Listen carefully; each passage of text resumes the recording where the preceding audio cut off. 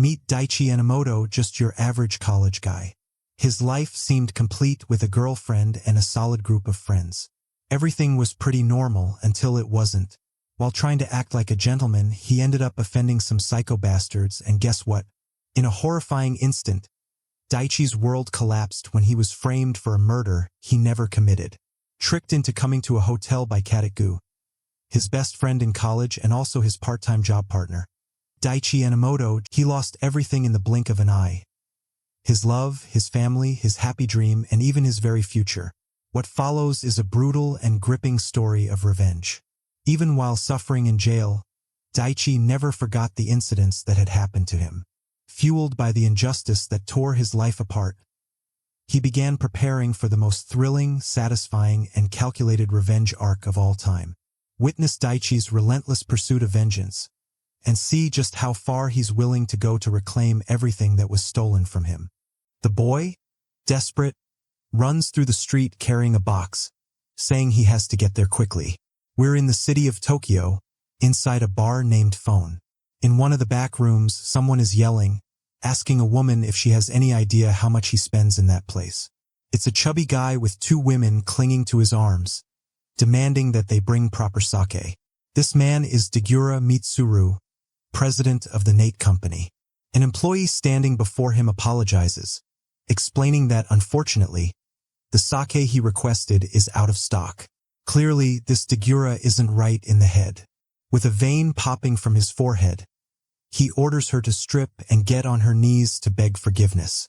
The deep web girls laugh, saying she'll have to obey, while the woman trembles, terrified, tears brimming in her eyes. Everyone in the room is shouting at her to take it off when, suddenly, someone enters.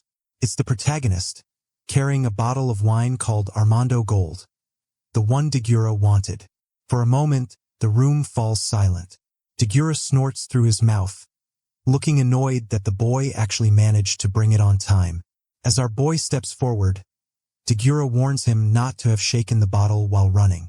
The poor guy bows, saying not to worry, that if Degura has any request, just let him know. But before leaving, he makes a request of his own, that Degura stop harassing the women who work there. In response, Degura simply pours the drink over his head. The boy stays still, silent, saying nothing. Degura then calls for someone named Gu to be brought in. So, our boy leaves just as Gu enters with a smirk, mocking that these people really don't know how to work or read the mood. Outside, Sika calls for Daichi Enamot, our boy, and he thanks her. He reassures her it's fine and that he knows it must have been harder for her. Tsubushi responds that she can endure it only because he's there. Degura, meanwhile, runs a foreign company that bought up much of the Tokyo Lake area. Everywhere you look, one of his companies dominates, and to make matters worse, the city is being taken over by gangs. But this isn't Tokyo Revengers, bro. These gangs are made up of yakuza, capitalists, and politicians. Money and power control everything, while our boy, Daichi Enamot, college student trying to enjoy life. Right after class, he says he has to finish his notes today. But his friend Kadu, the same one who works with him, insists they can just toss it into chat. Heat it and done, man. Look at this tech-savvy guy, even ChatGPT made it into the story. We're doomed. Just then, another friend shows up, Sitomeru. She argues they can't do that or they'll be caught instantly. Slamming the table, she says they have to study properly, and they all reluctantly agree. Later, as they leave, Ku says they'll meet up tonight. He waves goodbye to Meru and leaves. Embarrassed, our boy stands next to Sito and says it's time for them to go too. Now that I think about it, this might be one of the first Japanese stories actually set in college, man. For some reason, the Japanese love school settings, right? Which is a problem because then the FBI comes knocking. As the protagonist and Sito hold hands, someone gives them a dirty look. You can already tell that guy's no good. Still, Dai and Sito walk sweetly through the city. He asks her if this is kind of like a date. A bit confused, she asks why he's acting that way. He says he knows she's never spent the night at anyone's house and that she's reserved. Apparently, they've got some advanced plan going on. But what's strange is that Daichi has a piercing behind his ear. She tells him to stop scratching it, suddenly pulls in close and calls him a perv.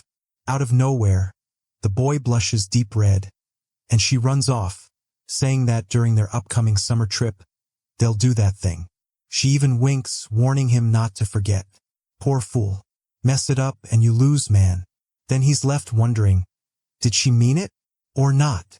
He just stands there with a dumb look on his face. Damn, I roasted the kid. But the truth is, he spends his whole day with his bedridden mom at the hospital. The boy really is like a Marvel hero. Sorry, Daichi. I didn't mean to roast you. He tells his mom everything that happened during the day, but she doesn't respond. Time passes and he says he's going to leave and return later.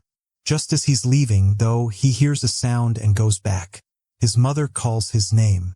He explains he came right after school, but he has to go to work soon. Holding his hand, his mother says she feels terrible for giving him so much trouble. He tells her not to worry, he has a scholarship, and everything is fine. As soon as she's out of the hospital, they'll go to the beach, and it'll be perfect. She closes her eyes, saying that it would be nice. Later, back at work, he thanks customers. He goes to talk to one of them and asks if Sayaka still isn't answering. She's that coworker. The mustached man says no. It seems she's not even reading the messages. Daichi thinks that's odd, wonders if something happened, and asks about Gu. The mustached guy replies that Gu's in Dagura's office with him. As long as Gu doesn't make Dagura angry, everything's fine. Just then, Go appears, calling for Daichi, saying he arrived at the perfect time. Dagura wants to talk to him, which leaves them both confused. The protagonist enters the room, introduces himself as Dachi Enomoto, and asks if he was called. Dagura says he wants to introduce him to someone incredible. A man in a suit approaches, greets him politely, and hands him a business card with the name Shiro Hakasaki. Dai notices it's from a law firm. From his chair, Dagura says this man is one of the best lawyers he knows. Someone most people never even get the chance to meet. Shiro sits and says there's no need for such praise, but tells Dai that if he ever needs help, he should reach out. With that, Dagura dismisses him. Not knowing what else to say, Daichi thanks them and leaves. Just as he closes the door, he hears someone remark that the boy seems promising. He walks away, awkward and confused, not understanding anything that just happened. On the way home, he and Go walk together, both tired. Daichi asks his friend how he managed to sort out yesterday's mess with Dagura. Go says the manager called him for some drinks, and everything was settled. Right then, Daichi's phone buzzes with messages from Sika. She says she wants to talk to him about water and asks if he can meet her at the Grand West Hotel. She says it's something she's wanted for a long time. Both Daichi and Go are left puzzled, not knowing what's going on. Gu quickly says it's probably a confession, while our boy tells him not to be stupid, that she wouldn't say something like that out of nowhere. But Gu insists they should go together just to confirm. A little later, they arrive at an extremely luxurious hotel. Davy had never even stepped into a place so fancy. Then Sayaka sends a message telling him to come to room 1815, alone, in 10 minutes. The protagonist feels confused, but Gu says her flirting is getting serious. She looked like she really wanted the guy, so it's better if he goes. Daichi doesn't quite know how to respond, but admits that, at the very least, he has to go. And he's right. As Daichi turns around laughing, Gu grabs his arm and tells him to wait. He hands over an energy drink, saying, "This one's the good kind." He knows his friend hasn't been sleeping well, so he'll run out of energy soon. What are the odds there's nothing in that drink, right, bro? Absolutely zero. But honestly, up to now, Daichi hasn't shown any cruelty, so it almost seems like Gu is just being a friend. Gu even says it's better if he drinks it now, otherwise the effect won't kick in at the right time. Daichi says that makes sense and takes the first sip, but of course, Gu is giving that evil look.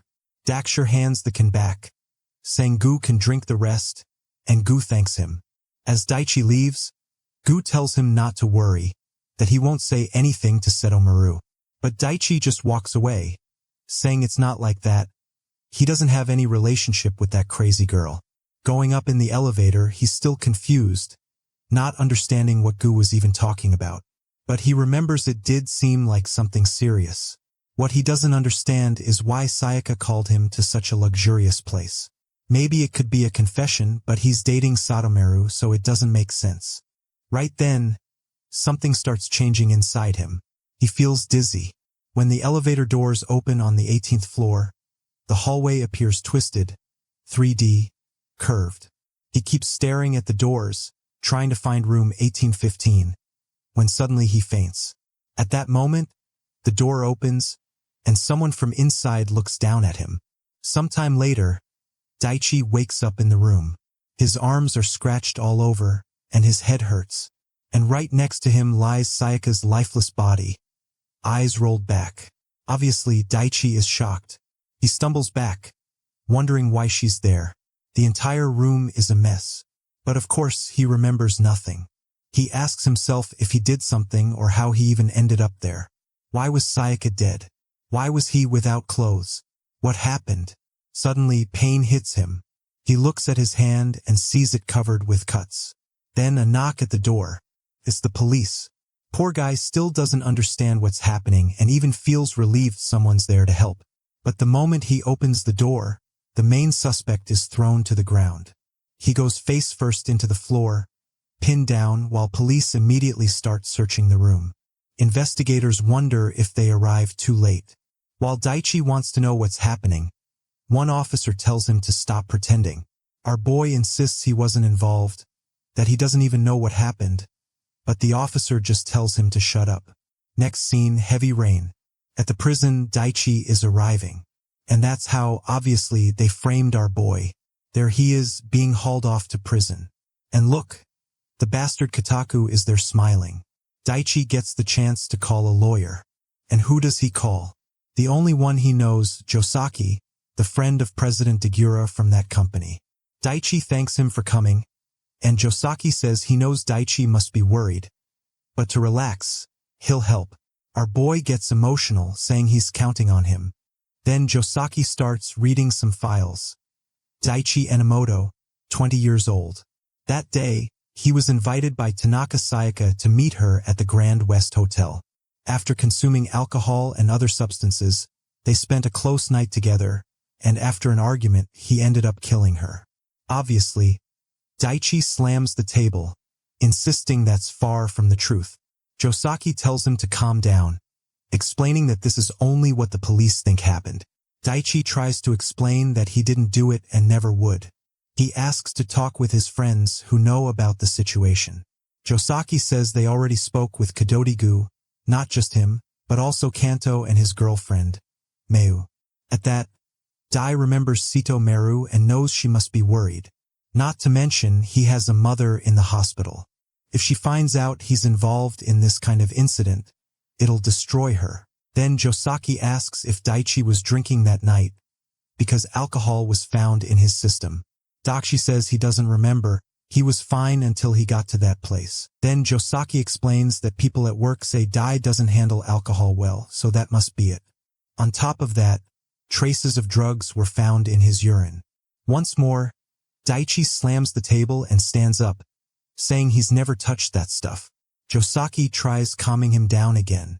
Fabric with his DNA was found under Sayaka's fingernails, meaning she scratched him before dying. Josaki suggests that maybe, in a fit of rage, he strangled her, and she tried breaking free by scratching him. Daichi falls back, saying that's impossible. Josaki insists it's fine for him to deny it, that's his right. But he needs to understand. If he fights to prove his innocence, he'll risk a much longer sentence. Daichi lowers his head, saying he can't go through this. His mother is sick in the hospital. He works to pay for her care, and if he's not by her side, she'll be left alone. The poor kid starts crying, asking what he's supposed to do. Man, at this point, there's no revenge I'd call undeserved. Cut off 2 arms and 2 legs, leave just the stumps burning in the sun for 15 years, fed through a tube, suffering forever, and I'd still say they deserved it. Finally, Josaki says there's a way for Daichi to be released much faster. Daichi asks what way. The answer, of course, admit that he was the one who did it. Daichi stays silent. Habasaki apologizes, saying even if he were the best lawyer in the world, there's no way to fight against this much evidence. And if Daichi tries to prove his innocence, the chance of success is extremely low. It's much better to confess, show regret, and receive a reduced sentence, maybe even parole if things go well. Daichi, however, ends up falling into a spiral of despair, saying he couldn't go through with this. For him to be paroled, his mother would have to spend a long time alone, which was impossible. Next scene, we arrive at the day of the trial. And man, Daichi confesses. He admits that after being invited by Tanaka to the hotel, he drank way too much, and his memories are all messed up. But still, he believes he caused her death and regrets it deeply. Obviously, right? He confessed everything with the intention of getting parole, even though deep inside he was absolutely sure he hadn't done it. All he wanted, at the very least, was parole so he could visit his mother in the hospital before something worse happened. But the judge simply sentenced him to 15 years in prison. At that moment, Daichi's expression dropped. He turns to Habasaki, asking why he didn't get parole. The guy only adjusts his glasses and says it's a shame, but looks like the judge this time was worse than he expected. Daichi yells at Habasaki, saying that wasn't their deal.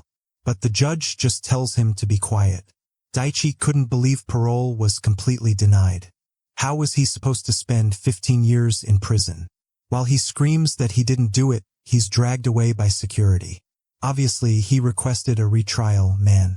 But nothing was accepted. And with that, he was sentenced to 15 years, man. Sometime later, in prison somewhere in a certain prefecture, the guys comment that the new kid who arrived is super weird, constantly talking to himself. Obviously, they're talking about Daichi, and everyone says he's a strange murderer. Anyway, our boy is there, pacing back and forth like a lunatic, insisting he didn't do it. The criminals just laugh, saying that's what everyone in there says. Sometime later, there he is, folding clothes while working in the prison, wondering why he's in a place like that. He's angry because the reason he couldn't get another trial was that Habasaki didn't even bother to talk to him. Now he also wants to know how Meru, his girlfriend, is doing and how his mother is. Suddenly, an old man beside him calls out, asking if by chance he was framed. He was curious about the boy and took a look at his file. It seems that one night he was invited to a strange place, fell asleep, and suddenly woke up next to a naked dead woman. Daichi asks how the old man knows this, and he replies that's not the point. He just wants to know more details about the story. Depending on the situation, maybe they could get out of that prison. Obviously, Daichi's expression changed immediately. He had no idea who this guy was or how he knew his case. But the man introduces himself as Kamishiro, another prisoner. Obviously, someone who was also serving time due to a false accusation. He says it's a pleasure to meet someone like him. But Daichi turns his face away and ignores him, thinking this was way too suspicious. He warns the man not to keep talking to him, otherwise the guards would start bothering him. Kamishiro replies that they'll surely have plenty of time to talk, so whenever he feels comfortable, just come look for him. One more thing, he says, Daichi better be much more careful with the man who handled his case, that Habasaki. From Daichi's expression, Kamishiro already understands. Yeah, looks like that bastard framed someone again. Sometime later, where the inmates sleep. And man, those little thugs sleep well, huh? Look at that cushioned floor. There's even a small computer screen in there. What is this, man? Let's go to Asia, commit a crime, and go to jail. That place is too good over there. Just kidding. Guys, don't even think about that for a second, for the love of God. Now Daichi is wondering why that man brought up Josaki. He should have figured it out already, man. Clearly, that guy set him up. But looking out the window, all he can think about is his mom and Meru. He wonders what they're doing, how they're doing, and if they're worried about him. Next scene, man, there's blood flying everywhere. Some dudes are pounding on another, asking where all that courage from a while ago went. And man, not just one, there's a bunch of them. That idea about going to an Asian prison? Cancel it right now. Everybody sell the tickets you bought, we're not going anymore. The poor guys are getting their faces smashed against the walls, while the others are lying nearly dead on the ground. Then a guy comes up and tells Ruiji they've got some info about the new guy. The dude suddenly clenches his fist and punches a piece of furniture, breaking it. They say they'll talk to that kid tomorrow in the garden. He'll meet him face to face. The next day, under the blazing sun, there's our boy doing pull-ups. He falls to the ground all crooked. 3 was his limit until a guy showed up from behind, calling out to him for help moving some equipment. Daichi just agrees and goes. Man, but from the side, Kamishiro is watching everything. Obviously, he was being led to come face to face with Ruiji. Actually, I had gotten it. Right then, Daichi gets startled, turning around, wanting to know what's going on. But at that very moment, the guy walks up, grabs him by the neck, and asks if he also enjoys killing people like that. Daichi tries to explain that he didn't do it, that it was a false accusation. But the guy says, everyone always says the same thing. Bam! A cannon punch to the stomach. Our boy drops to his knees in pain. Then bam! Cristiano Ronaldo style cross right to the head. Ruiji says he's a bad guy too, and to be honest, he even likes what Daichi did. And that's exactly why he's itching to kill him now. Man, another cannon right to the face. What the hell? His buddies just comment that Ruiji is terrifying when he's angry. At this rate, the kid who just got here was going to die. Sometime later, our boy is all beaten up, and Ruiji says he at least feels sorry for the kid's parents. Daichi, nearly losing consciousness, couldn't even understand what they were talking about.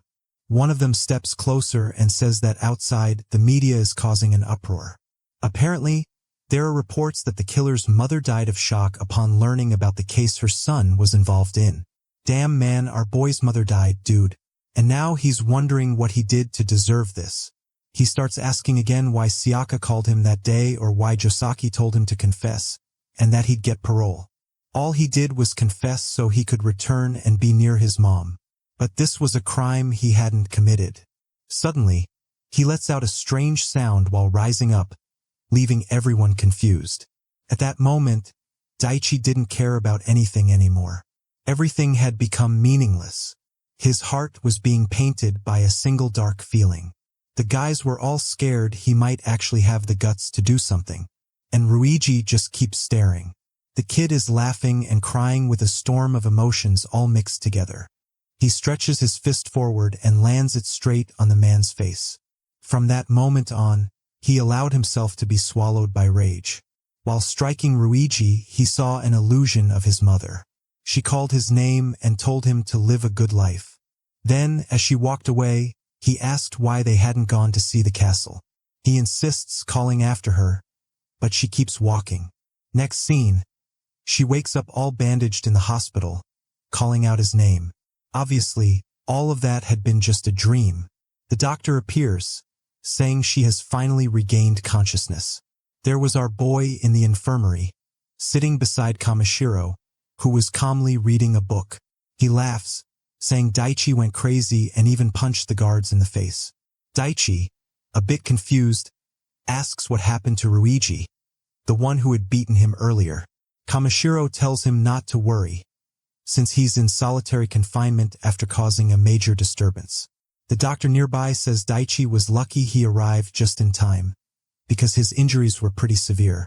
Then Kamishiro makes it clear that he, too, ended up getting hurt, hinting that he's there to talk with our boy and that now they're friends. Not only friends, but they also share the same unjust sentence. Daichi remembers what that guy said earlier about Josaki and asks if he truly believes he's innocent. Kamishiro answers that he's met many people, and he doesn't see in Daichi someone who could kill like that. He warns him the trial he was dragged into is clearly a setup. Daichi, confused, asks why they would do something like that to him. But at that moment, someone opens the door, saying they need to speak with Kamishiro Jinda. The old man stands, saying they'll continue later. Before leaving, he tells our boy that sometimes, to get what you want, you must be prepared to give up something of equal value. Daichi wonders what he meant, asking what you can even gain if you lose everything. Kamishiro doesn't answer, simply stands up and says it's better to rest. Outside, The man who had called him says it's unusual to see him interested in another inmate. The old man shows his arm, covered in goosebumps, and says that from the boy's eyes, maybe he has potential. A few days later, a ball hits the wall, bounces into Kamashiro's hand, and someone approaches. It's Daichi, with a completely different expression on his face. The old man simply asks if he needs something. The protagonist asks about that business of getting out of there. Kamashiro replies it's obvious from the word itself. Exactly what he's thinking. Daichi wants to know whether they'll use a skilled lawyer or if he literally means escaping. Kamashiro says he won't give details until he's sure Daishir is serious. Daichi asks what he must do to prove it. The old man stands, removes his glasses and asks, "What are you going to do once you get out of here?" Daichi realizes the man's aura has changed and starts questioning himself. He was expelled from the university because of the incident. He hasn't heard from his ex-girlfriend or from Kadoku. If his mother truly died, there's nothing left waiting for him. Literally nothing. And all of it came from that incident. He says someone outside killed a girl he knew and pinned the crime on him. Because of that setup, his mother died. So the moment he gets out, he wants to find the real culprit and take revenge into his own hands. Chamero asks if he's willing to give up everything for that revenge, but Daichi questions what everything even means. In the end, he has nothing. The old man replies that means they're the same, also someone who had everything taken away. On the other hand, he still has some cryptocurrencies hidden somewhere. If the boy's resolve is real, he'll get him out and give him all of it. 50 billion in cryptocurrencies, stored outside in a secret location. Daichi hesitates and says he wouldn't believe that. But the old man interrupts, saying he knows no one would believe it. That's the normal reaction and it's fine. But when the boy changes his mind, he should come talk to him. He also mentions that the prison has a library. On the second shelf of the row nearest the window, there's an interesting book on the right with a completely black cover. He thinks it'll be a good read for the boy. With that, the old man leaves. Some inmates come up, asking if he knows Kamashiro Jindai. Our boy replies not really. One of them warns him to be careful, since that guy is a master at deceiving people. Apparently, he was caught in large-scale fraud, murder, and had ties with gangs and the Yakuza. Daichi tries to figure out who this man really is. Next scene, he arrives at the library. Nobody is really studying, the only one there is a little kid reading a book. He goes to the spot the man mentioned and finds the book with the black cover. Opening it, he discovers another booklet inside. On the cover, he sees the genius of corporations, the billionaire known for his unique method. Daichi is confused. Why was that there? From that day on, whenever he had free time, he'd return to read it. A week later, he's lying in his cell when he senses something and sits up. Man, it's that crazy Kamashiro already sitting right in front of him. Obviously, Daichi is confused, wondering how this guy got there without anyone noticing. Besides, nobody even woke up. Kamashiro explains he asked the guards to make the others sleep a little. Daichi freaks out, demanding to know who he really is. But Kamashiro only asks whether he read the book. Our boy replies that now he knows his real name. Kosu Jindai, the youngest person ever to run a publicly traded company. An executive considered a maniac, a man who killed a woman and then lost everything. Kamashiro admits he's heard that story. He stands and asks again about that revenge Daichi wants so badly. Is he or isn't he willing to give up everything?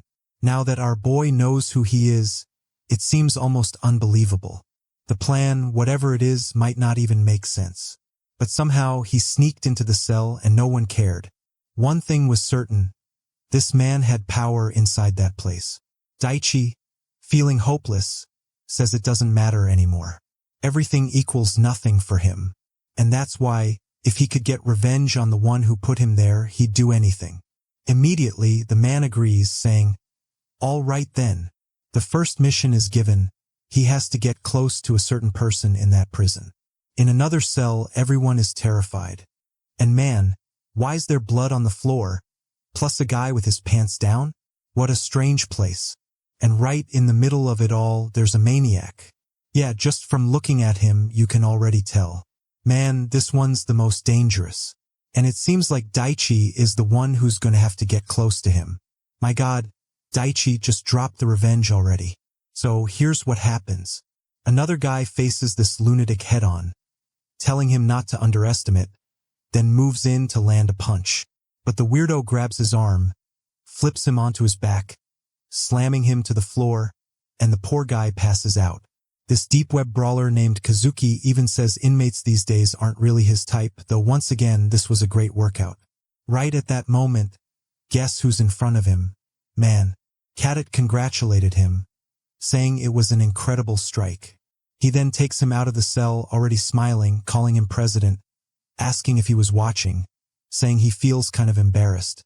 But that's when he notices our boy in the room and asks who he is. Our boy introduces himself and says, "Nice to meet you." But man, Kazuki stares at him, looking a bit hesitant. Then suddenly he blushes, introduces himself, and says it's a pleasure to meet him too. Looks like there was finally one more person in common in that place. Kamishiro says he's got something to ask, and Kazuki immediately agrees to answer anything he wants, until the old man mentions it's about IC. He wants to know the acquisition route for that stuff. That's the info he's after. Suddenly, though, Kazuki turns and says if that's the topic, he should ask someone else, but not before saying later he wants to talk with Daichi Enomoto. Man, I told you to run. Our boy wants to know who this lunatic even is. Kamishiro explains that the guy's a former detective. Our boy is shocked, and he adds that obviously he was extremely corrupt. Sure, he was talented, but he was the type to drink, fight, and brawl to get information. He never hesitated to associate with gang members or any kind of criminal group. And it looks like in one of those ventures he ended up losing, and that's how he landed here. Daichi then asks what this ICE thing even is that they were talking about. Kamishiro explains it's a drug mixing various amphetamines, morphine, and a bunch of other stuff. In the case that Daichi Enomoto was involved in, that same drug was found in the girl's body. He asks if that's supposed to be a secret since it hadn't even been revealed to him. And the guy says that, for now, yes man. Just remembering that poor Sayaka sent him a kiss, saying she'd reward him. Poor girl only showed up in the story just to die. So, Daichi tells Kamishiro to explain already, was the only mission really just getting close to this Kazuki guy? The guy says, yes. They need to gather info about this so-called ICE, understand the whole case, and somehow get Kazuki on their side. If everything goes right, he'll reveal the rest of the plan and the rest of Daichi's case. Now Dai's focused, right man? But he has no clue what's waiting for him. Look at that weirdo. I'm telling you it's Diddy. He's the Kasoka of the prison, guys. Better run, kids. There he was, calmly shaving, when Daichi came to sit beside him and right away said he had a favor to ask. Even said that if Kazuki listened, he'd get a reward. What? What are you doing, Daichi? You don't get it. Explain this to us. Even Kazuki, usually the crazy one, was all spooked, saying kids these days are really forward. But right as he was going to ask, a guard showed up and told them both to shut up. So, Enomoto said, all right, and told him they'd talk later. He got up, and strangely man, Kazuki saw something in him that scared him. He even said something like that should be illegal, man, unless something real was happening here. He's just staring at our boy, saying no one with such a cute face may be hiding a magnum. My God, what am I reading? Then he tells our boy to go ahead and ask the question already. Strangely, Daichi asks him to close his eyes. Kazuki, with his usual weird vibe, decides to close them, wondering what's about to happen. He's thinking maybe he'll get a kiss or something. The boy can't resist his perfect face. Maybe they should do that and end up in solitary together, it'd be romantic. He even says out loud that instead of a princess like our boy, he prefers a woman who's more like a queen. But suddenly, his fantasy breaks when Daichi tells him to open his eyes already. As soon as he does, he notices the place is completely empty. Right then, he's sure this is Kamishiro's work, paying off not just inmates, but guards too. That's something only a guy like him could pull off. Daichi simply says he wants the information Kazuki has, everything related to the ICE drug. He explains he's not asking out of curiosity, but because the incident he was involved in is tied to this stuff, and this drug may have killed someone. Now he's face to face, saying he needs help to find out who's selling it. But of course, Kazuki laughs and asks what happens if he refuses. But man, Daichi pulls out a razor, presses it to his neck, and says he could die from blood loss. Kazuki doesn't even care, just asks where this princess learned to say something like that. Our boy says he doesn't want things to end this way, but out of nowhere, the guy twists his arm in the opposite direction. Before he can react, Kazuki grabs him by the neck and slams him face first into the floor. Now I'm scared of what this lunatic will do. He tells Daichi not to joke like that with an adult who has a pure heart. But then Kazuki notices 2 moles behind Daichi's ear and says that's interesting. Before he can finish, though, Dai strikes the weak spot. The guy groans, turns, and tries to kick him in the face, but even then, Daichi manages to dodge. Shaky, the weirdo Kazuki, says this whole masochism thing isn't really his vibe. But man, Daichi isn't fooling around. Once again, he pulls out the razor, warning he'll do anything for revenge. The guy just laughs and says that by looking into his eyes, he can tell Daichi was a child who'd been very protected. And of course, that makes him even more insane, saying he likes girls like that even more. Outside, they're asking Kamishiro how long this will drag on. If they get caught doing this, they'll lose their jobs. Kamishiro says he promised the kid 5 minutes, and even if that guy were fired, he'd make enough money. Back in the bathroom, the two are preparing for the duel, and once again Daichi is there, insisting they just give him the info already. But of course, Kazuki tells him information isn't free, and he wants to know what he'll get in return. Daichi simply says his plan is to escape this prison and get revenge on the one who framed him. After that's done, Kazuki can do whatever he pleases with him. Kazuki then remarks that he heard the kid was sentenced to 15 years for murder, but apparently now the president is backing him up. To Kazuki, it's amusing, just like someone promising to pay their debts only after winning the lottery. In his eyes, the kid doesn't stand a chance. That's when Daichi slashes his own arm, declaring it a blood oath. At that moment, Kazuki notices a sadness hidden behind all that rage. He gets emotional again, kneels down and says if Daichi is truly that serious, fine. He'll swear to help him too. But suddenly, Kazuki licks the blood, saying he memorized his genes. Then he turns around, saying he's got scars of his own. He shows his back and explains that this one, he was certain he wouldn't survive. It happened at a nightclub while he was closing a deal, when suddenly one of the suppliers did that to him. That supplier dealt with the exact same ice Daichi is searching for. That club probably still exists somewhere, and someone there should know what needs to be investigated. Daichi grabs his hand and thanks him, saying he's helped a lot, while that nutcase gets emotional all over again. Suddenly, though, a guard appears, asking what the two are doing. Both are thrown to the ground as the guards begin searching the area. Kazuki looks at our boy and tells him they'll meet again. Sometime later, poor Daichi is thrown into solitary confinement, strapped in a straitjacket. What the hell, man? And his food is tossed through the door like garbage. Damn, that's just unnecessary, guys. But Daichi didn't care about any of it.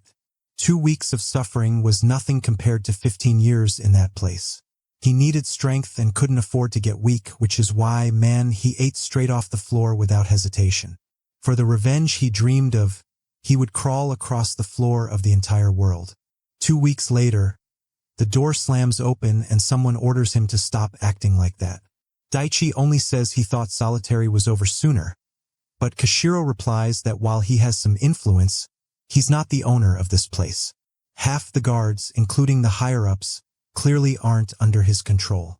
The best he could do was get the two of them placed in the same cell. Daichi then sits beside him, saying he thought a lot during solitary, about his case and about Kamishiro. And now he believes it's time to hear something about Kamishiro's case, and also how they're going to escape this prison. Otherwise, he's not sharing the ice info he got from Kazuki. The old man asks if he doesn't already have a good idea who framed him. Daichi replies he isn't completely sure, but Kato is on his mind, along with that guy from the bar and Dan Josaki. Kamishiro simply says his intuition is correct. The problem is, their enemy is powerful, and escaping alone wouldn't be enough for revenge. That's why he's determined to make sure the kid has the weapons to get what he wants. Daichi asks if he means those cryptocurrencies or something like that, to which Kamishiro says first he wants to know more about the night of the incident. With that, the two keep talking for quite a while. Kiro asks if, on that day after leaving the bar, he was called by the victim to the hotel. And when he arrived, a guy who worked with him, supposedly a friend, gave him a certain drink, after which he quickly lost consciousness. Daichi says the part about the drink being spiked is only a suspicion, but he remembers that Kadoti handed it to him and oddly asked for half of it back. Other than that, he can't think of any way something like that could have happened. Kamishiro asks if the result of all that was him waking up later in bed, right before the police showed up. Our boy says yes, and the old man replies that the coincidence is just too much. Daichi then explains that shortly before, he had met Josaki, which is why he called him. He was the only lawyer he knew. The old man says he understands. Josaki steered him down the path of confessing guilt. Now the question is, what exactly connects that so-called friend of his to the lawyer? Daichi knows perfectly well that it's that damn President Degura, the same guy who introduced Habasaki to him and acted horribly toward women. Right away, he says that bastard killed Sayaka and then used Kadoti to pin the blame on him. Obviously, he also must have paid off Jabaki to work as the lawyer. Kamishiro points out that even without any evidence, he's certain those three framed the boy. Bei, however, can only think about how he'll be forced to spend 15 years in that place for a crime he didn't commit, all because of those three. The kid begins scratching at his own neck, spiraling into madness, when the guy tells him to calm down a little, reminding him he must keep hope alive because sweet revenge is coming soon. Daichi demands that he hand over the 50 billion already, promising he'll personally make sure those guys end up in hell. But Kamishiro sighs and says he can't rush it. For the plan to succeed, it required serious preparation and the right opportunity. At the very least, it would take another year or two. And even if he had all the money, it would be useless if he didn't know how to use it. What the boy lacked right now was knowledge. He picks up the Count of Monte Cristo from the shelf and mentions a quote from it. Wait and hope until the perfect chance comes. He would pass all the necessary knowledge to Daichi. Already in the library, the first subject they were going to study, well, you'd think it would be about fighting, punches, kicks, and gunfire, right? No, kid. They're beginning with economics. Daichi follows all of Jindai's advice since the old man seems so well informed. And he tells him the first lesson is how to read a book. First, look over the whole content quickly. You don't even need to understand anything at first. Speed is the most important thing. That's how Daichi began devouring everything in that place. Day or night, since he's in jail, reading books is the only thing he can really do. The kid is being productive, man. Reading while also doing one-handed push-ups, flipping pages at the same time. But when he runs out of energy, obviously he crashes face first. Kamishiro asks what he's been up to, and our boy explains that he's memorizing company data just as he was told. The problem is, there are more than 4,000 of them, so it's taking a lot of time. The guy laughs, saying it's insane to try doing something like that while doing push-ups. Daichi replies that everything clicked for him when he lost to Ruji after being beaten, and also when he fought Hazuki. Without enough strength, he couldn't take on anyone. He's certain that knowledge alone won't be enough. He needs the right kind of strength to put all that knowledge to use. The old man says he's finally starting to grasp the essence of surviving in this world. Then he stands up and says, "All right, you've already understood economics. Now you'll learn the art of manipulation." Out in the prison yard, there's a guy with green hair, wrapping himself in a coat. His name is Tako. When Daichi comes over to talk to him, the guy gets startled and steps back. But our boy just asks if he can sit beside him. Smiling, he introduces himself as Enamot-Daichi and asks if he's the one called Tako. Awkwardly, the guy wants to know how they even know his name. Our boy explains it's only because he overheard a guard calling him that. A little embarrassed, Tako admits he knows it's a strange name, and people make fun of him for it. Besides, he doesn't like to talk much. But Daichi says he actually thought the name was cool and wanted to know more about who he really was. Strangely enough, the kid, all shy and cute, says he was arrested for manipulating the stock market and now has to spend a long time inside. The problem is, he's not good at dealing with people. Daichi tells him to relax. After all, they look like they're about the same age, so they could be friends. So they keep talking, and of course, guys, this is all part of Daichi's manipulator training. Kamishiro even compliments him, saying he did well for his first time. Our boy repeats one of the rules. Listen 70%, speak only 30%, keep eye contact when asking something and always compliment. He followed every step of that. And just like that, he managed to befriend Tako. Kamishiro says it may look simple, but with most people it's not that easy. The boy had just the right personality. Our boy barely notices. Maybe he's falling for the old con game himself. He then comments that Tako seems like a smart guy who really understands the stock market. Kamishiro replies that in that case they should invite the kid to study the subject together. Daichi asks why was Tako really so good that they needed to learn from him? The old man says yes, he was well known in the industry, but that wasn't the only reason. Daichi needed to understand that the goal he sought was impossible to reach alone. He would need allies, and in turn he'd need power and charm to keep those people close. One thing the old man admits, though, the kid had talent. That's when Daichi thanks him, but wants to know why he's being so kind to him like this. The old man tells him to guess. Our boy says maybe he needs people to help him escape from here, that he's probably in the same kind of situation and wants out. The old man says it's not a bad guess, but Daichi cuts him off, saying that even if they were using him, he wouldn't care. He'd sell his soul to the devil if it meant getting help for revenge. Kamishiro tells him not to be so impatient. Everything would be revealed once he graduated from his school. And with that, he leaves the table, leaving Daichi a little confused. The days pass, and the protagonist keeps learning more and more from Kamishiro. There they are, the three of them in the library, Tako talking about candlestick charts, investment law, market analysis, and so on. Our boy looks interested, eager to learn about the competition. Even Kamishiro chimes in, saying Tako has a good eye for the right companies. At night, do you think they stop, man? No way. He's lying down next to the old man, who's now talking about politics and patterns. Even during exercise, the old guy is on his back, this time teaching English. He tosses Dai a book with 3,000 vocabulary words, saying it's not the best place to learn, but it's all they've got. And of course, every day, Dai never skips physical training. Now, man, he's doing 19 pull-ups, huh? The same kid who could barely do 3. And just like that, time flies. Green trees turn yellow, and soon snow begins to fall. Seasons pass. Later, our little minion is knocking out 47 one-handed pull-ups. What the heck, man? He's practically levitating while reading. He did 50. Tako's right there, telling him he's really gotten strong. The kid's looking like a Max Steel man, and Daichi just asks if his friend really thinks so. Everyone's training, and a bit later Daichi asks the old man about women. Kamishiro explains that if he had a woman by his side, everything would be easier. Our boy, a little awkward, says he used to have a girlfriend. Kamishiro shrugs, saying that doesn't matter. He's handsome enough to get another. The only problem is he's too kind, and he needs to learn how to make things happen. With that, Kamishiro places a hand on his shoulder and says that when drinking with a woman, he should just do this. He pulls him close, whispers something in his ear, and our boy blushes, asking if that really works. Oh, you sly old man, he just shared a secret in written voice with us, too. Daichi wants to know if it truly works, but the old man says he'll only find out if he tries. Still, he's sure the boy will do great with women since he was so devoted to his mom.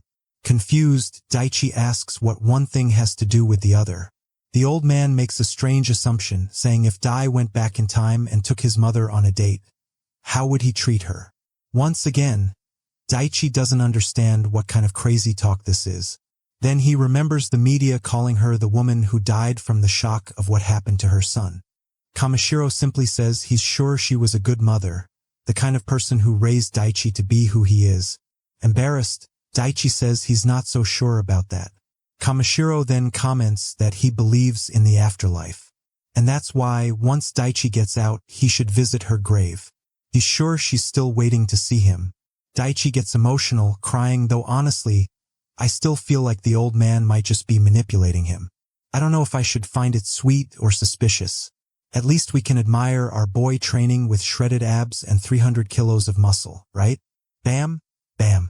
Kamishiro shows up again, complimenting him. He points toward a guy nearby and asks if Daichi sees that handsome, slim man over there. Daichi says yes, and Kamishiro explains that's the former TV host named Haruki. When the time is right, our boy should get close to him and study him carefully. He'll be an extremely important ally when it comes to escaping. Just then, a guard arrives, announcing that inmate 1034 has a visitor. Daichi, obviously confused, wonders who could possibly be visiting him after all this time. I thought it'd be a friend, maybe a villain, something like that. But no, man, it's some guy named Yamashita who works for the Criminal Investigation Department of the police. Daichi greets him, sits down, and asks what he can do for the two of them. Before the guy can even respond, he eagerly asks if they're reopening the investigation into his case. Embarrassed, the chubby man tells him to calm down. They didn't come to talk about his case at all. What they want is to ask about someone named Kamishiro Jindai. Before the conversation begins, he asks if he can smoke, and our boy tells him to go ahead. While lighting up a cigarette, the chubby guy asks if he's close with Kamishiro Jinda. Daichi explains that they share the same cell, so they talk from time to time. Imash goes on to say that the man wasn't only arrested for murder, but also for a huge financial crime.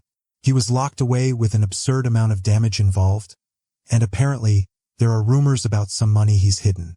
Daichi instantly knows what he means, the cryptocurrencies that man once mentioned.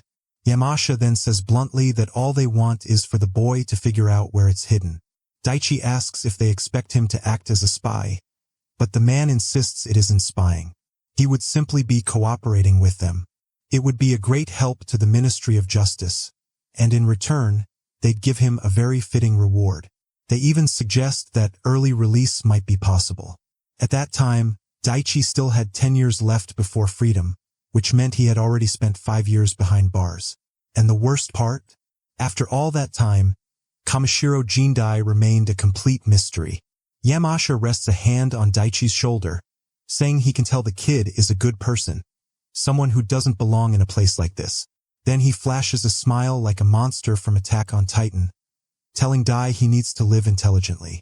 But instead, Daichi asks if the detective believes in the afterlife. The man laughs, and Daichi remarks that it was Kamishiro who had brought that subject up.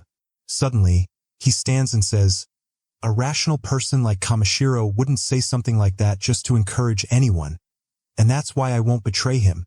Yamashita bites his lip and replies, "All right then, but you'll regret this." Daichi simply waves goodbye, and with that he's taken away. And honestly, I can't even blame him. Daichi had promised himself long ago never to trust the authorities again. Really, it's better to be tricked by the old man than by that damn chubby guy who never lifted a finger for him. The scene then shifts. Someone is pouring a glass of wine. It's Dagura, commenting, "This 1995 wine is wonderful." In the room with him is Josaki, who asks if he remembers Daichi Enamot-Daichi. Dagura replies that, of course, he remembers. That idiot who used to live well but now rots behind bars. The lawyer then says he heard the boy grew close to Kamishiro Jindai in prison.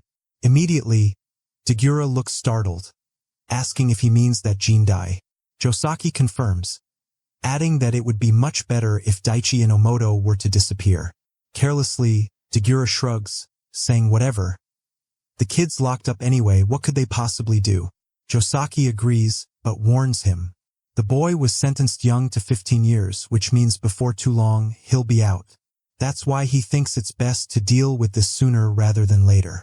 Suddenly, he makes a call and says he has a favor to ask. Back inside the prison, Haruki is chatting cheerfully with Daichi. He says he used to work at a bar as well until he got fired. Then Haruki suddenly grabs Daichi by the shoulders, insisting they're both kind people. Another oddball in this prison, man. The lack of women in here is seriously messing with the guys' heads. Later, Daichi leaves and the old man asks how the talk went. Daichi replies that the man seemed nice enough, but his personality was difficult to read.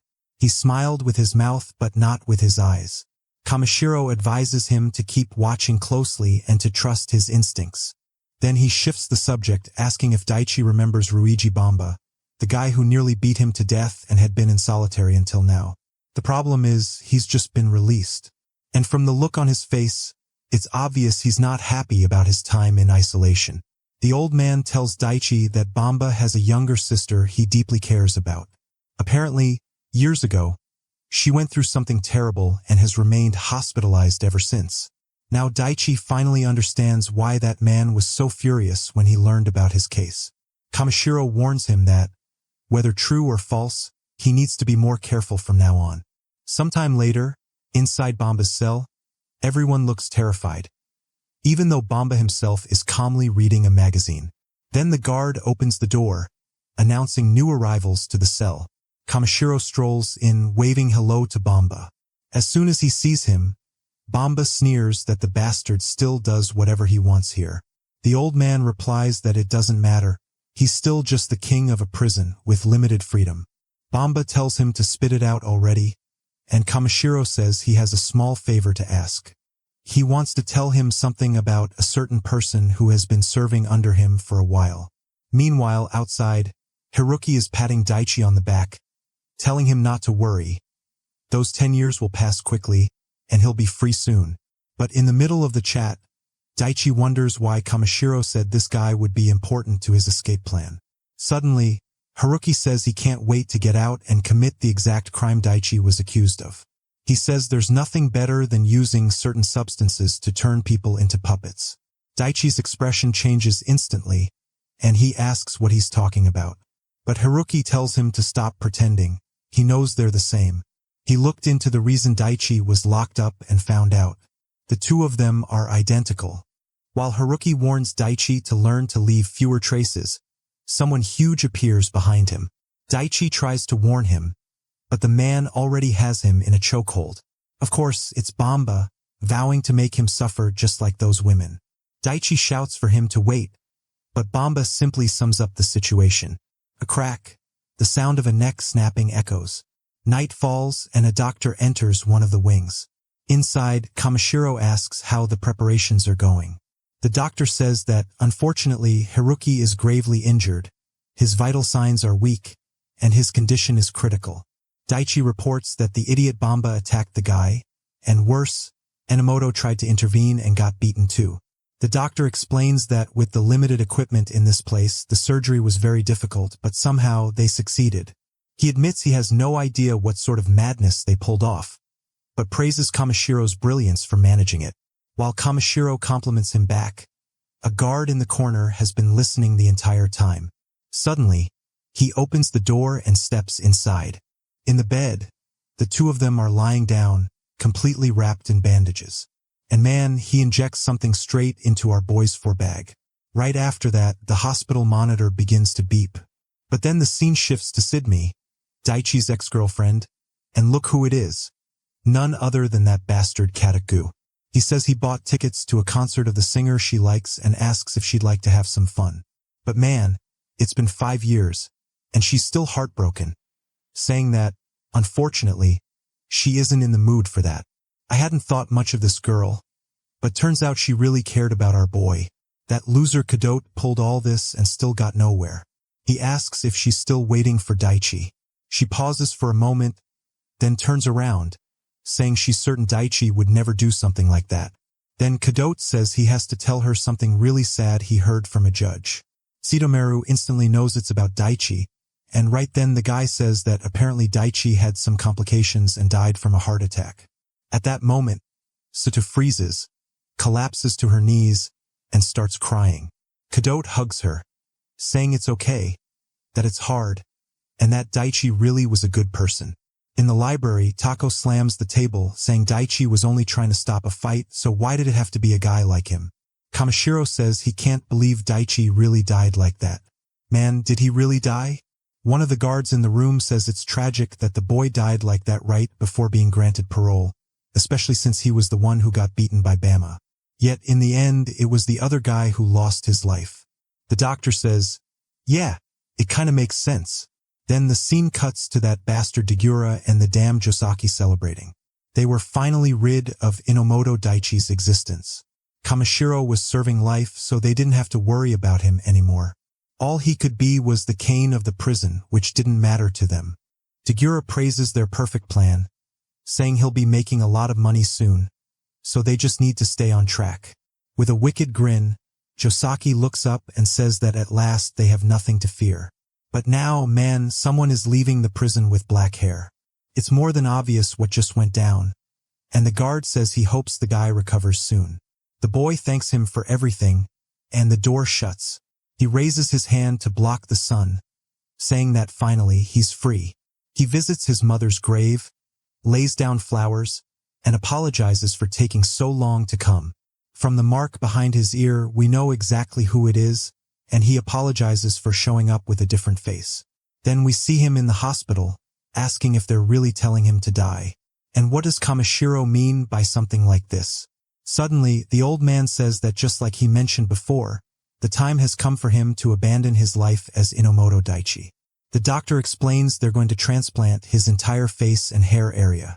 Basically, he was about to switch places with that guy. Obviously, Daichi says, "This is insane. There's no way a surgery like that can even be real." Kamishiro answers that he should take advantage of it. That guy beside him was garbage, and there was no chance they'd allow something like him to walk out of this place. From the very start, Kamishiro told him he had to be prepared for this. In the operating room, our boy decided to leave behind his life as Enamot-Daichi. And my friend, it was like a Halloween mask, you know? They ripped it all off and swapped one face for another. Man. That day, he walked out of the room as Takahashi Haruki. A slick one now, he had that handsome face and says, "Don't worry, Mom, because right here and now, my revenge against those guys is just beginning." A little while later, he's in a karaoke building, taking a really relaxing bath. Seems like a few days had passed already, enough for the scars from surgery to start fading. Now he had to get used to the thought, right? That he wasn't Enamot-Daichi anymore but Haruki. At that moment, when he first woke up in the hospital, he looked terrified, asking, "Wait, where's Haruki?" The doctor quickly said that Haruki had died. Apparently it was a heart attack, but strangely enough, since the surgery went perfectly, his condition was stable and he was still sedated. Kamishiro immediately said it was obvious he was killed. Daichi asks why someone would kill that guy inside the prison, and Kamishiro says clearly the one who was supposed to die wasn't him. And yeah, the one who actually died that day was Enomoto, right? Then our boy understands, the guy died because he had just switched faces with him. For some reason, Daichi gets upset with himself, right? Because indirectly, he caused the guy's death. But considering who it was, man, he deserved even worse. He passed away peacefully, still asleep with a siren. What an easy ending.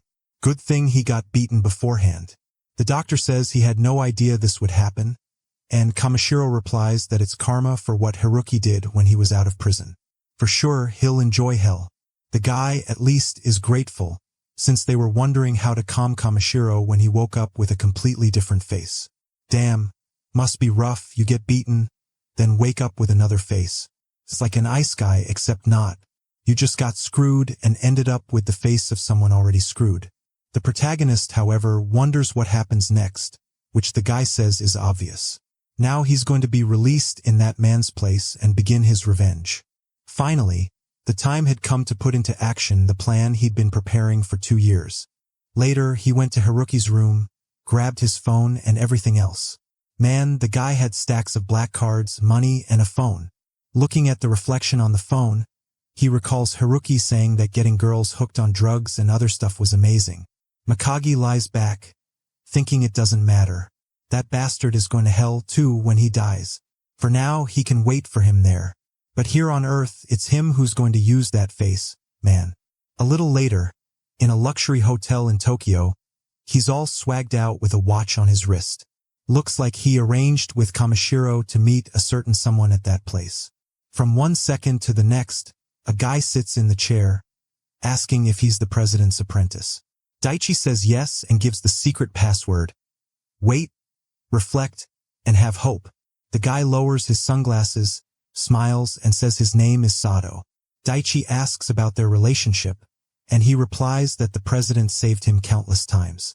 He had countless enemies but managed to gain countless allies too. Then he hands our boy a kid's passport filled with documents. The dude even changed his name to Kurisu Fyodo. I thought he was going to take on the name of that other crazy guy. But whatever. Sato then stands up and tells him to give it his all. And our boy thanks him. Inside the bag, the guy had also left a new phone and 2 bundles of cash. Man, he remembers how Kamishiro told him to begin converting the cryptocurrencies into money little by little. Obviously, Daichi still wanted to understand why Kamishiro was going so far for him, why he was giving money all this support, and what exactly he expected in return. Kamishiro replies that what he wants goes way beyond the kid's revenge. Looking at the money, Daichi can only thank him for everything. Man, really, huh? I doubted the old man. Maybe there's still going to be a plot twist, I don't know. But the guy truly came through for our boy. He arrives at the airport, passes smoothly with the new documents. We're already leaving. I don't know where to. I do know, man. He's already on the plane, thinking about the 3 targets of his revenge. Obviously, first, he has to investigate where they are, the resources they hold, and their connections. He's going all the way to fully uncover Sayaka's death and why the blame was pinned on him. And of course, he's going to ensure they face despair much greater than what he experienced. The thing is, that guy over there is extremely powerful and influential in this city. For now, he needs money and help. That's why he's going abroad to get the money Kamishiro passed on to him. 50 billion in cryptocurrency. Man. 3 years later and we're in Tokyo. Money from all over the world is flowing into the city, fueling development, but mainly into the bars and casinos. Obviously, because of that, Tokyo's nightlife is wild, right, man? But at the same time, that's creating a strange social disparity. And now, on the plane, the flight attendant, chubby, cheerful, shows up to greet our boy, saying, "They're almost there." He just thanks her.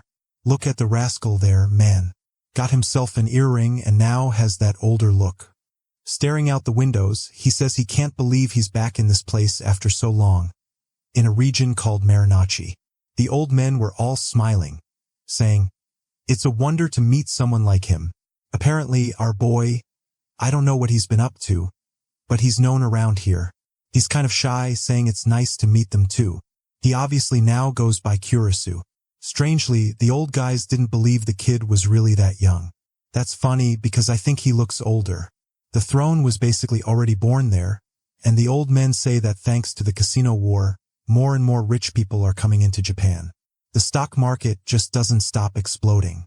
The guy showing the tablet to the protagonist didn't seem like he wanted to be there much, but apparently some American investors recommended the kid so highly that he agreed to meet him.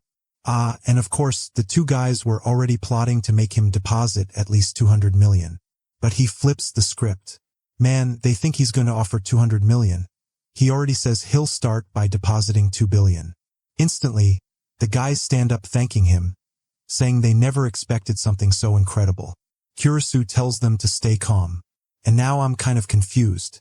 They call him Daichi, then they call him Kurisu. And now I don't even know. I think I'll stick to calling him Kurisu, cause it's going to take a while before people figure out he's Daichi. And everyone's going to keep referring to him as Kurisu, and it'll mess me up every time. But you know it's him, no secret. A little while after the meeting, he's leaving with the guys, thanking him. That old man obviously wants to get closer to the boy, asking if he's free tonight. He made a reservation at a Michelin restaurant and wanted him to go. But our boy puts on some swaggy sunglasses and says not tonight. He's got other plans for the evening. What's this, man? I saw some lingerie on the floor and thought he was already back at it again in Japan. But no, it's that bastard Kataku, man. This bastard's still alive. It's 11 a.m. He slams the alarm and kicks the girl, asking how long she's going to sleep. Man, the other one's crazy to be with a guy like that, right, bro? She's confused, demanding to know what he thinks he's doing, then just tells him to disappear already. And apparently now he owns a bar or something like that. The girl already got dressed and stormed out, slamming the door and saying he's the worst. But Cadet doesn't even know who she is exactly. Then, looking at the city view, he figures she must have just been some random girl he hooked up with last night. That guy is still living the good life. Look at this man. He hooked up with her without even knowing who she was, then jumped in the BMW and left. Living in the mansion, driving a luxury car, saying now he's going to make even more money. Then he's at a place called the Emperor's Lobby. And now it seems like he owns that place. Everyone's celebrating, shouting that the boss has arrived. One of the guys shows up kind of awkwardly, saying they've got a VIP guest today. Cadet is instantly surprised. Man, the guest had requested loads of extremely expensive wines and champagnes. The sucker couldn't hide his smile. He could already smell the money coming. Who could be the big shot in the VIP room, fellas? He's surrounded by the baddest of the bad.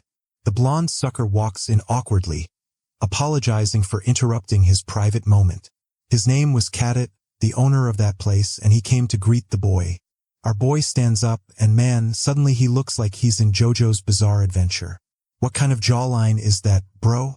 He introduces himself as Kurisu and says, "It's a pleasure to meet you for the first time. This rascal loves throwing hints, huh? But before that, shall we go back in time a bit?" "Why go back in time, man? But all right, fine. What can I do?" "We go back." A guy had entered the room, Broenji, and asking what type of girl he preferred. He replies that he has a particular interest, and the guy says he understands, so he'd bring the best ones. Looking around though, Kurisu was just wondering if this was now that guy's castle.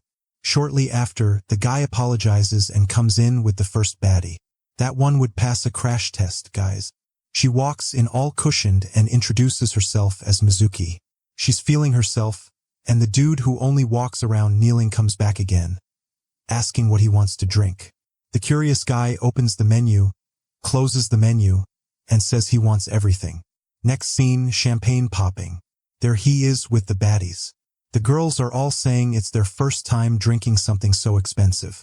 Meanwhile, the guys serving are whispering that the bastard dropped 1,000,000 yen just like that. It makes no sense. Mizuki already wants to know, how come he's so rich and impressive being so young? One of them squeezes his arm, saying he's as young as the owner of that place. The protagonist simply asks if the place is good, and she replies that it's okay. Unlike the other groups in the area, they didn't even have sales targets. On top of that, they could wear whatever clothes they wanted. While they were chatting about all sorts of random things, he glanced at his watch, already knowing he was flaunting money and would soon appear. And just as he thought that, look who shows up at the door. At that moment, he looked back at the girls, reminding himself he had to stay calm. No emotion could show. That's when the bastard Cadet appeared by his side, apologizing for interrupting. He introduced himself as the Dawn and said his little name. Daichi stood up, saying it was a pleasure to meet him, and introduced himself as Kurisu. Some time passes, and the girl in the red dress asks Cadet to stop talking about that stuff. He's there telling the story about the day she puked, while everyone laughs. The protagonist, however, is just relieved to realize the guy hadn't noticed anything. Cadet then excuses himself, saying he's heading out. The guy says goodbye and that they'll see each other again soon. As soon as that happened, he would pay the price for everything our boy had gone through. Obviously, the moment he thought that, his expression shifted, and it seems like the lead girl, Mizuki, noticed something. The next morning, a girl and a guy I don't recognize are standing in front of a bunch of screens, commenting on a strange price change and saying someone's manipulating the market. Now I realize who it is. It's that kid he met in prison. The one good with stocks, right? That's why he's checking the market. His nickname outside, it seems, is Octopus. Our boy laughs, noticing he still has that same thing on his head from the day they got out. In the flashback, we see that as soon as he stepped outside prison, our boy was already there waiting for him. He was a little confused, wanting to know if he was really Daichi, who simply replied that Tako would have to help him with a certain revenge. For what he needed to do, his skills were crucial. The friend says that back then he was confused and afraid. But at that moment, Dai places a card on the table, saying he needs to get straight to the point. There's a certain company he needs to investigate. Obviously, you could already see it on the card. Right, man? Kataku. He wanted an investigation into those guys and the club they ran called Emperor. Tako asks by when, and he says within a week at most. Immediately, the kid grabs all the takoyaki, whatever it's called, stuffs it into his mouth and says 3 days is enough. Our boy thanks him, and Tako then asks why he wants to know about a company that isn't even listed on the stock exchange. The protagonist replies that he believes that company has committed countless crimes and it's time to drag them into the light. Our boy tells himself that the rotten castle that man built by ruining lives will be destroyed. Next scene, a couple is leaving a love hotel, and the woman says the place was amazing. Suddenly, out of nowhere, a guy appears, taking a picture. She asks who that crazy person is. The weirdo introduces himself as Oda Kazuki, a private detective. Hold on, let me check my list here. Well crap, it's him, guys. The Diddy from prison, right bro? Looks like now he's with our boy too. At least people said he was a good detective. Next scene, the nutcase is in a cafe with the two of them, saying it's funny she's going out with a high school boy and still passing out. Her husband would cry if he knew something like that. Damn. Looks like the situation's worse than I thought. The woman asks if he's a private detective and begs him not to tell her husband, promising to pay him off in an incredible way. Man, oh man, that's unstoppable. Even the detective is suffering under her charms, though of course Kazuki didn't like that. He simply asks her to stop with the insults. Man, both the suckers there start sweating cold, bro. Then he tells her to just go home because he'll need a serious talk with her husband. As soon as she leaves, though, yeah bro, Diddy goes after the boy immediately, warning him that messing with a married woman could bring problems. He should try finding true love with him. But the boy runs off, saying he doesn't want to work with that anymore. Meanwhile, Diddy mutters it's impossible to find someone and fall in love. 2 years ago, he got out of prison, and obviously after the scandals, there was no way he could go back to being a detective. That's why he began working as a private investigator, using his old connections. Since he has a criminal record, he doesn't have a detective's license, so he's technically working illegally. I didn't even know that, right? I never really thought about it. What college do you even go to for becoming a detective? Is it police? I guess so, right? What am I even saying? Obviously, from time to time, he had to take risky jobs and get into fistfights, bro.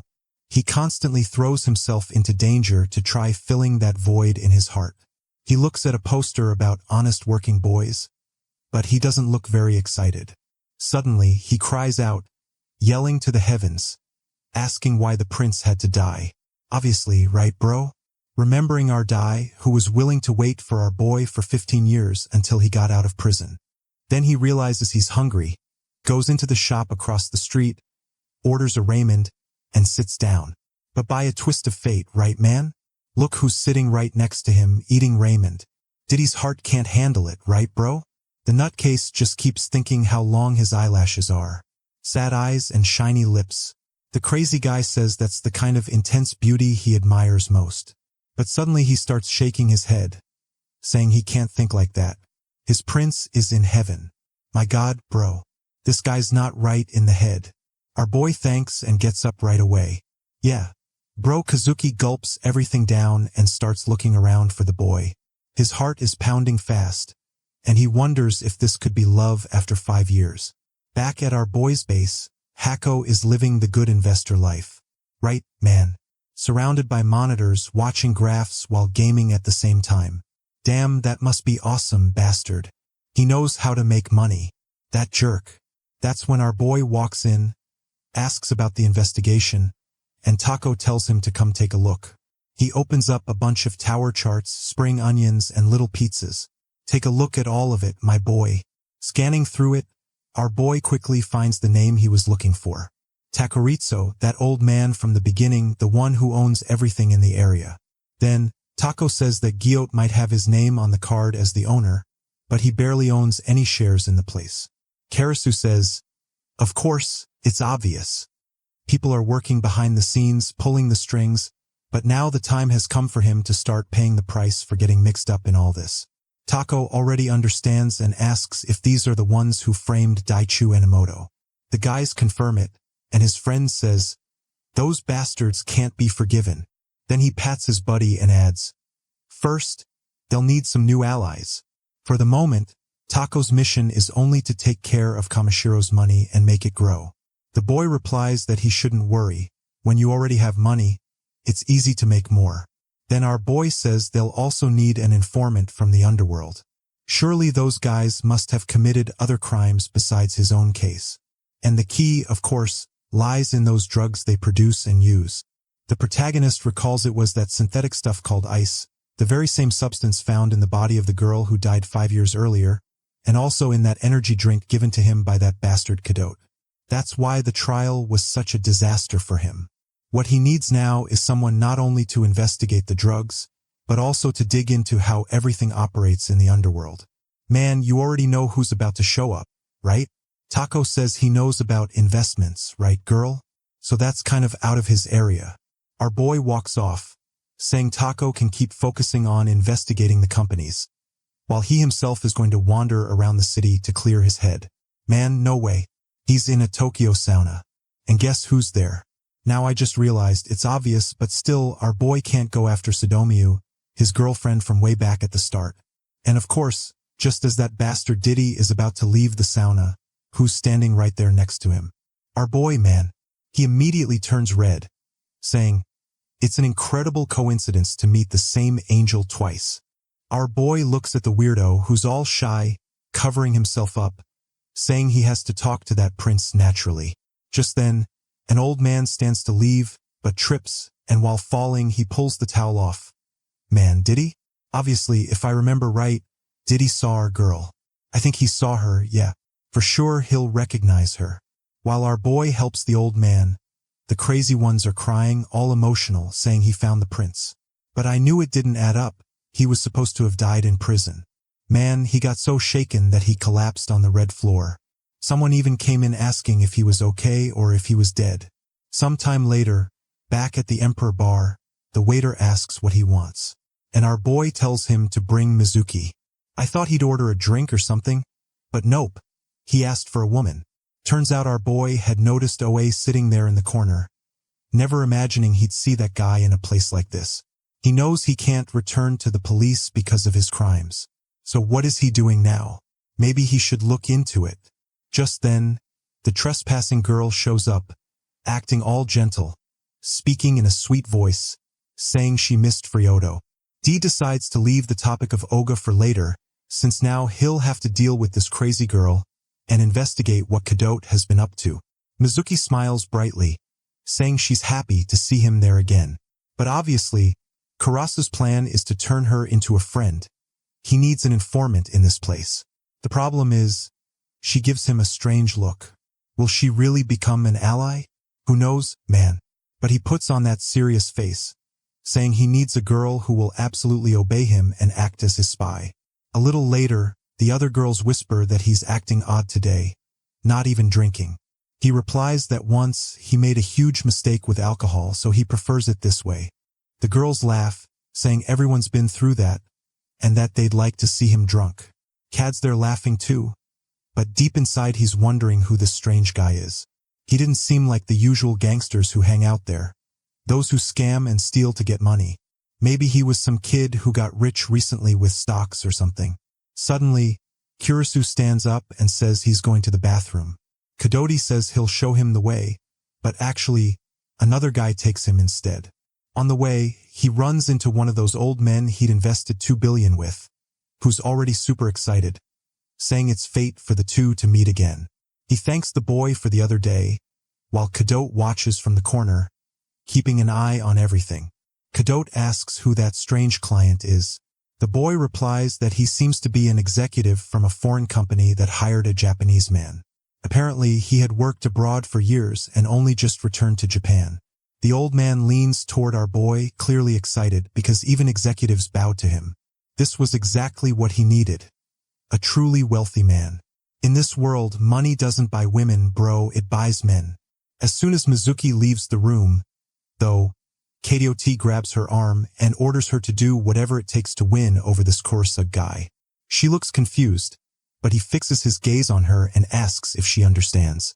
Awkwardly, as he gets closer, he tells her she must realize this guy has money beyond her imagination. Besides, it seemed like he kind of liked her, so she'd better take advantage of that. In the end, she'll benefit too. Later, they sit talking at one of the bar's tables, and Mizuki mentions it seems like Kadote is dating one of the girls there. Kurisu asks if that's not forbidden like employees dating. She says it's not allowed, but since the guy owns the place, no one dares to say anything. She adds that she doesn't really know which girl it is. That would be key information for Kurisu to uncover, since obviously, the girl involved with him must know a lot. But suddenly, Mizuki asks why he keeps coming to this club. He's caught off guard, but quickly smiles and asks what she means. She explains that since he doesn't seem interested in the girls, of course she's curious. The madman Kurisu thinks he's been acting carefully to hide his intentions, but she's sharp. Bro, you go to the club, order 300 champagnes, blow 1 billion yen, and don't take a single girl home, nothing suspicious, right? He still doesn't answer, so Mizuki asks why he invited her to dinner like this. Surely he was invited by the other girls. He answers awkwardly that she seemed like the easiest to talk to, more polite and calm. It was relaxing to chat with her. Oh, is she falling for him? Are the boys using those persuasion tricks he learned in prison? Bro, you're not ready for this kid. Then he reveals he's also interested in the way the club is run, considering it as a possible investment opportunity. So he said it, right? And now she gets all pouty, saying she finally understands why he hasn't been that into the girls. But honestly, he's not right in the head either. Out of nowhere, he grabs her arm and checks her wrist for needle marks, just to see if this girl's being drugged. Considering what dude did to him, that's the bare minimum. But since he doesn't see any marks, he holds her face, bringing it close to inspect her dark circles and whether her pupils look strange. Looks like the boy also needs an eye transplant, huh? Can't see a thing unless he brings the girl within 1 centimeter. Or maybe he's playing a double game, pretending to gather info while also hitting on her. She gets awkward and shy while he just stands there in the spotlight, and she's staring at him. Of course, she says he's way too handsome. That prison surgeon was the real culprit, right, bro? Swapped the kid's head and made it nearly perfect. Meanwhile, in the real world, girls get 2 little tweaks and end up with lips looking like sausages. She says he must be tired of hearing how handsome he is, and he replies, not that much. It wasn't something he was proud of either, since he hadn't worked for it. He's just playing that double game. This bastard. Is he talking to her, or to us readers in the morning? Man, focus on the girl already, kid. After checking him out, she leans in, and he asks if she's drunk.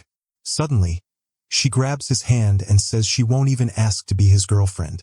She just wants to spend the part of the day called night inside 4 walls with a bed in the middle. So maybe they should go find a little room. Dear God, the artist's too good. What is this, bro? Way too early in the day for me to be seeing stuff like this. I just woke up, guys. Cut it out, girl. The curious bastard gets into bed, obviously thinking about the investigation he needs to handle. Then Batty shows up, apologizing for making him wait. When he asks if she's nervous, she suddenly grabs something but falls onto the bed. She says it's her first time, so he should be gentle. Girl, now you're going full crazy hug. He's dumb, but not dumb enough to believe that. But the damn girl starts rolling around in the sheets, and all he can think is it's time to find a new spy. Damn. I thought the next chapter would start with the result of the night, but nope. There he is just staring, wondering if this is the right move to make her dependent on him. He could have had her investigate Kadote or even the Emperor's palace. Mizuki looks all emotional when he asks if what she really wants is money. If that's the case, she just has to say how much. She stands up all shaky, asking what he means. But Kurisu walks away, still wanting to know if what she wanted was only money. Was it 50,000, 100,000, or more? Man, her expression changed. Poor girl. Looks like she really liked our boy, or she's just a damn good actress. Then she tells herself to stop being so naive, that she's tired of acting this way. The poor thing stands there in disbelief, trembling, saying she wasn't doing this for money. Suddenly, she cries and screams in desperation, telling him to stop insulting her like that. Kurisu lowers his head and apologizes. Then he says he'll leave the place paid for, but he's leaving. Oh man, Japanese stories are always like this. Huh? Had to be about a Japanese guy. They always think it's super stylish for the guy to never do anything. Like, I'm too cool to get women. If it were one of those crazy Chinese dudes, he'd have already trashed the whole bar in a much cooler scene. But instead, there he is, giving her a warning to get out of that place. I'll forgive him only because, in the car, he's already thinking that she isn't the right person to be a spy. She's too kind, and it's better not to drag her into this. What a guardian angel. That bastard. Next day, there he is, bro, standing in front of the school he used to attend. All the girls walking by are impressed, saying he's ridiculously handsome just standing there out of nowhere. He watches the students talk about school exams and remembers that back then was the happiest time of his life, when his only duty was going to school. He had friends to talk to, and his mom was still alive. Man, the kid's life is cruel. Huh guys, even his happiest moment happened when his mom was already in the hospital. What a damn shame. I forgive you, kid. You're cool even if you don't hook up with all the girls at the club. And of course, he doesn't forget that he lost it all on that day. He punches the wall, asking why that bastard did this to him. Later, Tako is in a fancy building, admiring the view, saying it's beautiful. Kurisu, not very excited, asks what the next step is. Kurisu says there are 3 people he clearly needs revenge on. That scumbag Kadogu, the rich scumbag from the bar, and that damn lawyer who ruined his sentence. He's sure one of them was involved in Sayaka's death, but the other 2 were tied to his imprisonment. The problem is, he has to be careful because once he kills one, the others will investigate him. That's why he needs to know all 3 and have everything ready before acting. Tako points out that he's only met Kadote so far, so how's he planning to connect with the other 2? Kurisu says that won't be hard, since those guys always throw huge parties. Anyone with money or influence gets invited. And since Katode's got his eye on him, the invitation will come soon. He even noticed Kaget watching him from the corner, so it's only a matter of time.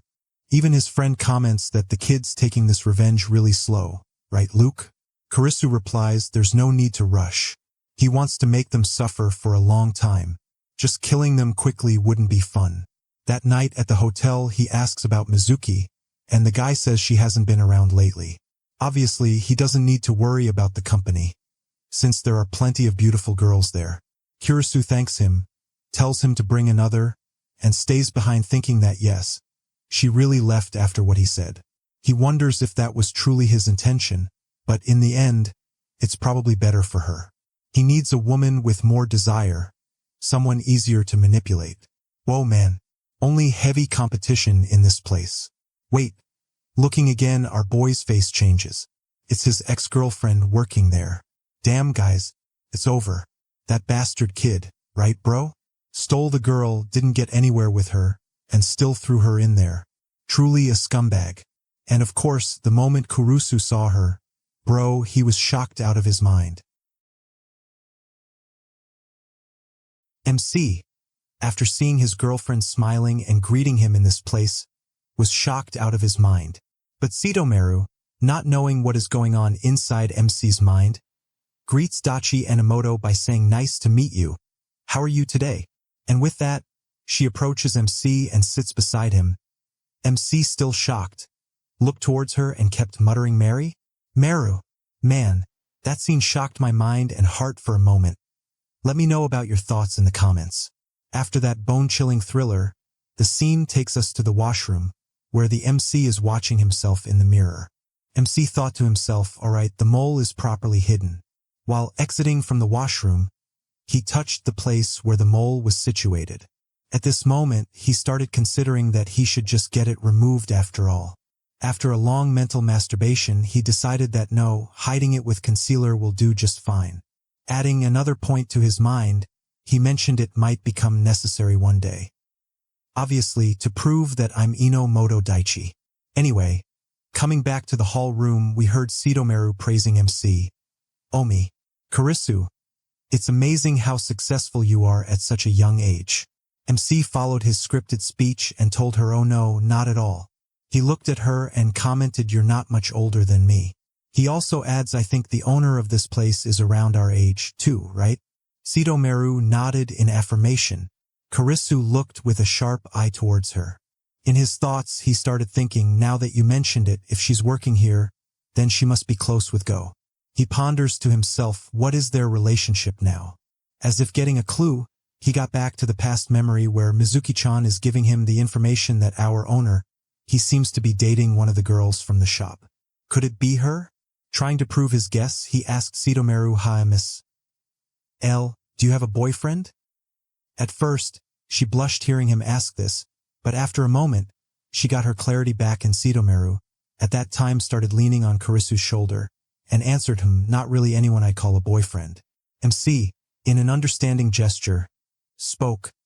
Oh, I see what it is. She, after hearing his question, froze in her place, and all of a sudden she stared looking him with longing eyes. MC, feeling her gaze on him, flustered and asked her, what's wrong? Is something on my face? Sitomeru, coming closer to his face, asked him, have we met somewhere before? Hearing her thoughts, MC opened his blood-curdling eyes in shock, as if her comment struck a nerve in him. For a moment, he starts recalling his past moments where Sitomeru is holding his hands and joyfully calling him Daichi. Let's go on a trip together this summer. Man, I swear that memory was sweet and painful at the same time, even for me as a narrator.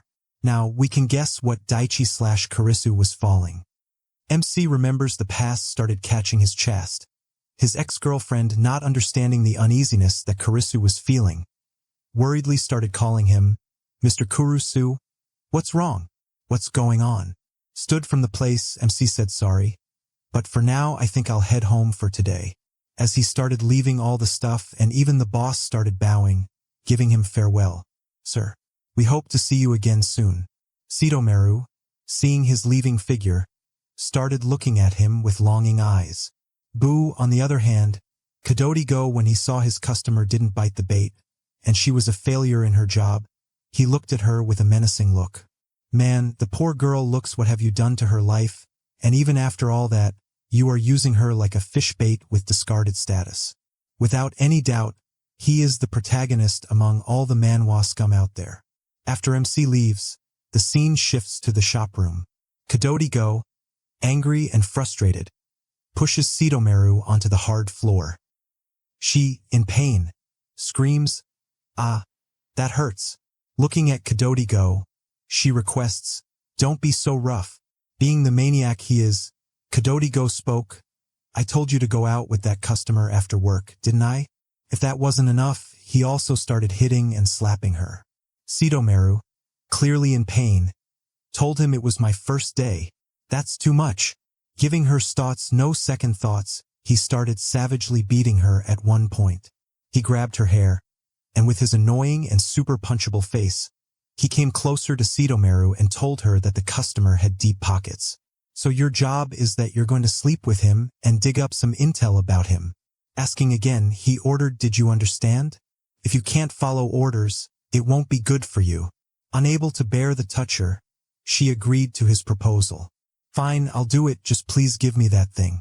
And with that request, she makes a dispirited and addicted face. Kadoti, seeing her desperate, please tossed a packet of supper, healthy and not suspicious pills into the bed. With that, he also commented on what a pity you would have just said so from the start. Seeing the good stuff, she instantly jumped into bed and took the package from the bed. She started gulping them like a true addict. Also taking the job of being a misogynistic punk, he comments that women are best when they're obedient. At that moment, he opened his shirt and started shuddering. Sitomeru violently, obviously with the initiation of playing tig-tag that our MC is trying to play with all those girls from the start of the story. But not to anybody's surprise, he failed as if he was destined for it. Okay, enough of MC's incompetence. Let's dive back into the story. Zooming in, we saw MC eating with his revenge partner. When the partner noticed something different about him, he asked, bro, you are looking kinda down. Answering in the affirmative, Kurisu said, yeah, just remembering the past. Kurusu is trying to find the reason why Miru is working at Go's bar. Having a deep admiration and love for her, he asked himself if she still had even a sliver of feeling for him. Should I reveal my identity and ask her to investigate Go? Taking a safer approach, he thought, no, that's too risky. In the present, seeing MC zoned out, his partner started calling him Ha-Fuyuto. Is your stomach hurting? Then, in a helping D minor, he picks a pack of medicine in his hand and asks Kurusu, bro, do you want some medicine? As they were having a conversation with each other, the shop owner joined in and, laughing hardly, he mentioned watching Takeo and Fuyuto feel like seeing a worrywart girlfriend and her boyfriend. Hearing that declaration with Fuyuto, Takeo also gets shocked and flustered. Shyly, he said, worrying about a friend has nothing to do with gender. Hearing their bantering, he confusedly looked towards them, and just to add more clarity to the situation, he also told the shop owner, yes, that's true. Suddenly, grabbing his chin, he looked upwards and started thinking about something long and hard. Seeing his sudden demeanor, he asked, what's wrong? MC, just like us, even for a moment thought if she was a girl or a boy, but leaving that idea, he thought about the mission and said getting information doesn't have to come from a woman. Suddenly getting up from his place, he told Takeo, bro, please settle the bill. I'm leaving now. Man, I also admit that's the ninja technique of sticking the bill to your friend or partner. Coming to the next day, we saw our little lover of MC, complaining about some person's damn that cheating couple. Just got 5 hours holed up in a love hotel. Ugh, I'm so done with stakeouts. As he was leaving the place, someone called him from behind. Good morning, man. What's up? When he looked towards his rear side, he saw Fuyuto standing there in a dazzling look. He instantly blushed seeing MC. He started stammering his words, you are him, and what are you doing here? And man, not gonna lie, that blush was out of this world. Even the lead girls of this manga don't blush like this. Oh man, only God's direct intervention can save MC from him. MC looked confident as ever. He told him, I need to speak and consult with you. With that intention, MC entered Kazuki's place. Seeing the slick interior, Kurusu comments, man, what a beautiful office you got here. So what are you up to these days? Kazuki replied, oh, these days it's mostly infidelity investigations. With an old-fashioned, dirty detective office, we wouldn't get requests from women. Being hospitable, he starts making coffee for MC. After their talk segment is over, they sit in front of each other for further talk. Kurusu, thanking him for his hospitality, he starts elaborating his reason for coming here, but stops him with a hand gesture. Being asked him, how did you know that I'm a detective? Kurusu, completely flipping the genre of the story, starts saying, actually, ever since I saw you at the sauna, I've been curious about you. Man, just a few words like this, all that took for Kazuki to fling and spill his coffee. I wonder if MC started saying something more. What else can or will HW spill? Kuru's suddenly turning into a tomboy relayed to Kazuki, so the other day when I happened to see you in town. At that moment I started impulsively following you. Kazuki spoke, shocked and curious. And then you saw me enter this office? MC, acting to stay simple, elaborated. I was looking for a suitable detective agency, so then I decided to drop by. Hearing his explanation, Kazuki coldly thought to himself, I see there's probably no big lie in this person's word. My ex-detective instincts are telling me. Good luck trusting your instinct in the future, especially in front of MC. Thinking for a few moments, he said there's something untrustworthy about this man. Killing all that suspicion and detective aura, he thought. This guy with his possessing the same magnum as the prince. Again looking at MC's dazzling figure, he said, I can't suppress my interest in this person. After all that drama, Kazuki, coming back to the conversation, asked just one more thing. And can you forgive me for asking something so personal, but can you tell me if you have any siblings or close relatives who have been in prison? Kurusu, caught off guard, stammered in his process of drinking the coffee. Kazuki, when he saw MC's apparent shocked state, he quickly tried to make sense of the moment, told him, no, that's not it. I actually got into some trouble and was arrested before. And when I recalled the past, you just reminded me of a special friend I met during that time. Kurusu, sipping in his coffee, kept listening to his explanation. He also mentioned that I can't go into details, but I think I know Enamot-Daichi well. Man, I don't know how Kazuki is a detective when he is blind in love. Guess what, he didn't tell anyone his name, but Kurusu, the guy sitting in front of him, just told the secret name from his mind. Isn't that a little sus? Anyway, not giving ant F about common logic, Kazuki was surprised, asked really, do you know that name? In his little mind, he thought, could he be a relative after all? Someone connected to the princess, this person is indeed related somehow to him. Not wasting his precious time like us, MC made his intentions clear. I want to ask you to gather some information, and I'll pay 3 times the usual rate. Kazuki laughed and told MC, ha man, don't underestimate me. I like money, sure, but I don't think I'll easily be swayed by it.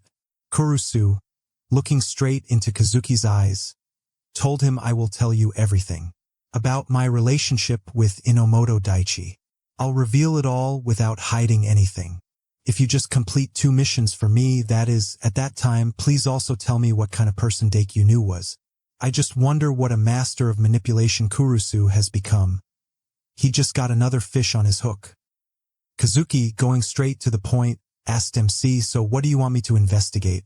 And with that, keeping all that stuff secret even from us, this conversation ends, and Kurusu starts heading his way for his mission. While walking, he thinks Mr. Oga remembers me, Daichi.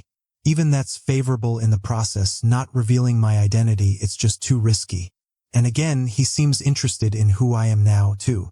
For now, I'll stick with the acquaintance story. While walking, his phone started buzzing with a call from someone. When Kurusu saw the phone screen, he found the name of Kadodigo calling him for some reason. Swallowing the anger, he picked up the call. An answer, this is Kurusu speaking. Mr. Villain, standing in front of the glass window, also replied, Kadodigo from Imperato. I'm sorry for the sudden call. Kurusu, acting courteous, replied, it's no problem. What can I do for you? Kadao, smiling, spoke, well, we are having a party with some VIP guests. Would you like to attend? Hearing his proposal, MC's eyes glint with a cold and obsidian darkness. He says to himself, it's finally here, my time of further action. Kadao further added that there's a small participation fee, but I return. There will be many influential people and contacts. Could be beneficial for your networking, Mr. Kurusu. Confirming his invitation, MC told him, please tell me the date and time. With that, the call ends there. Time skips to 2 weeks later, and we see a gathering of people from the whole country of Japan to discuss the future of the country with the Jushikai. People in that gathering were discussing and talking with each other about him. Our man, pushing by, saw 2 women wearing a kimono, saying who could that be? Maybe some company president's son. Or a political fundraising party. They're still doing it on a grand scale, just in a different form. As he was wandering here and there, someone called him from his left side, ha, Mr. Kurisu. MC, looking at his ex, asked Elle, why are you here?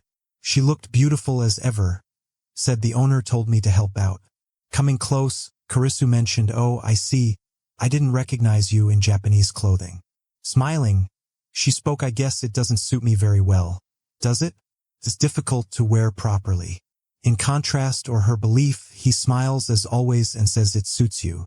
So much so, I'm blushing looking at you. She also blushes deeply. Hearing his comment, she thanks MC for his compliment. At the moment, he was talking with Sitomeru. Kadao comes from the back and greets him. Ha, Mr. Kurisu. Thank you for coming despite your busy schedule. Man, what a curious man he is acting to be. No doubt he is the Andrew Tate of scamming in this manga.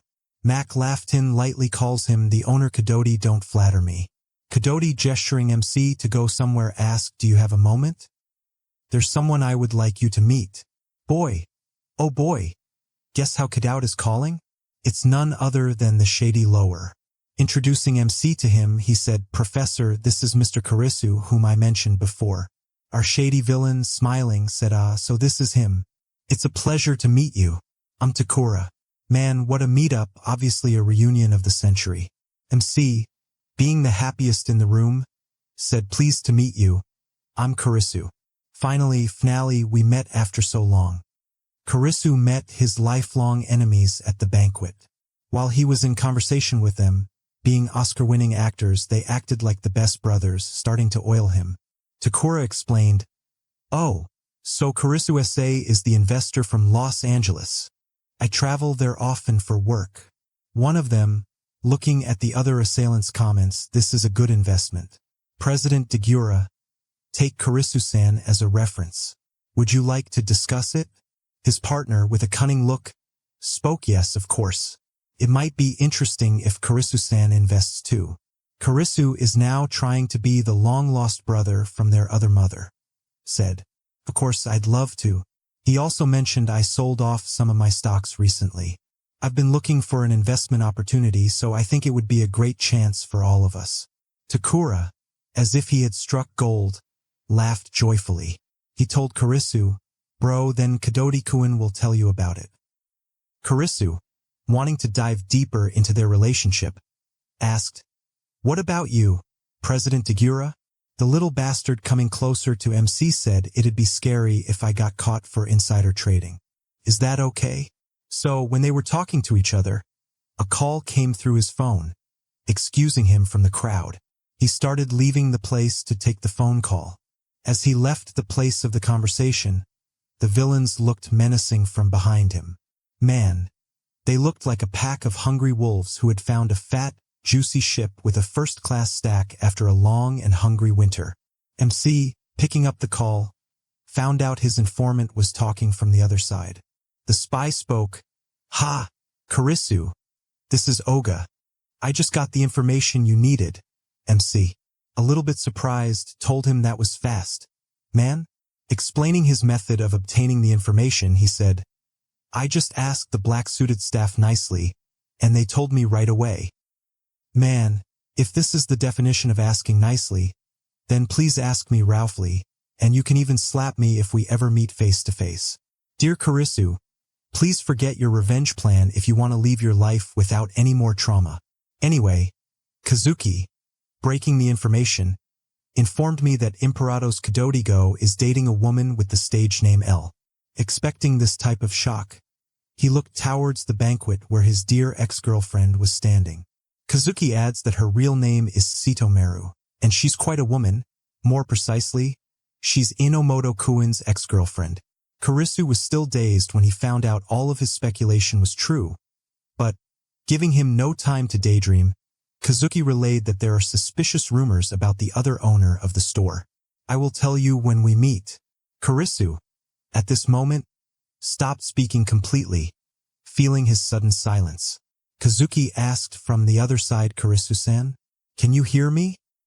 Kurisu dropped the call and instructed the spy, "Please continue investigating." Seeing Sitomeru's smiling face, he said, "I don't want to believe it."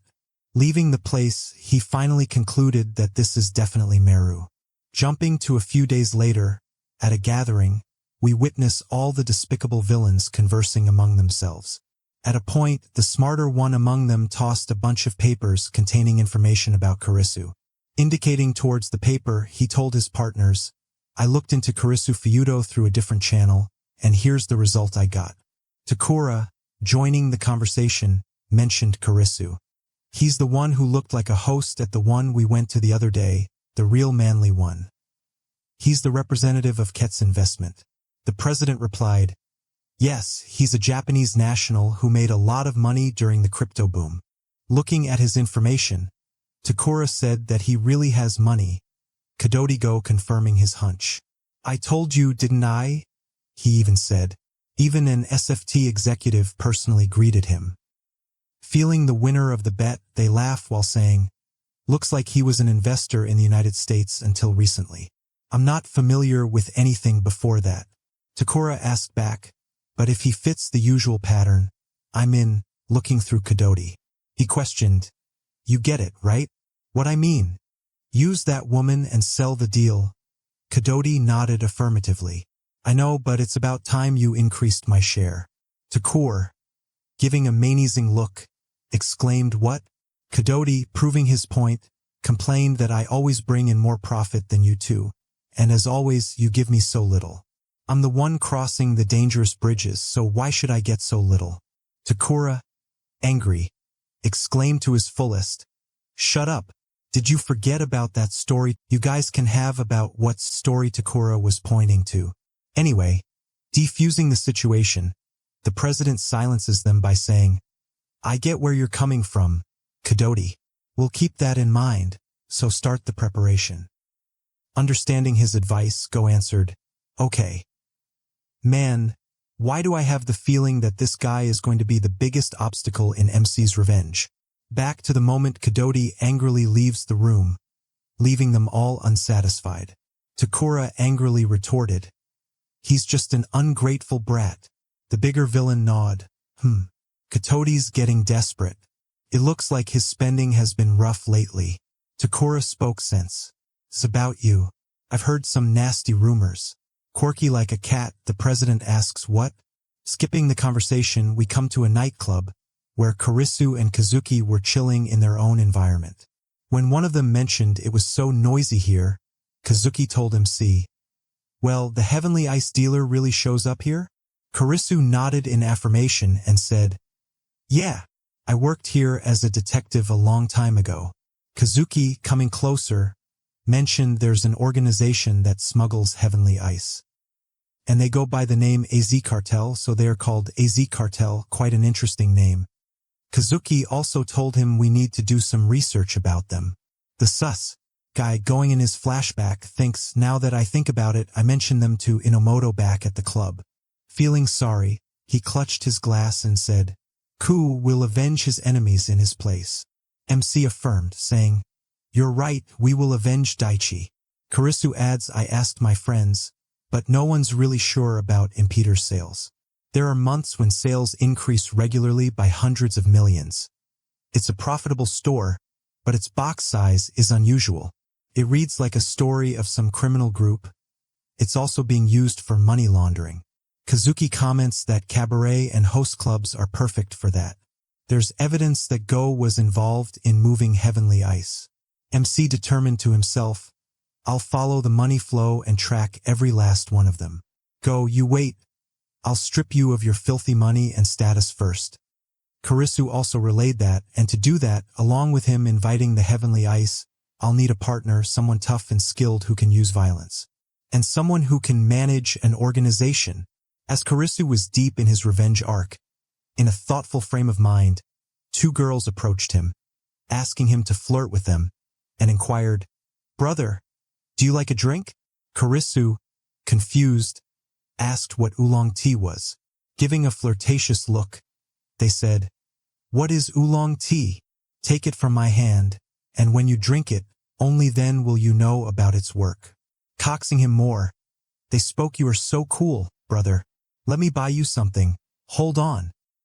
Seeing their bold and provocative approach to Kurisu, Kazuki was growing increasingly angry beyond his limit.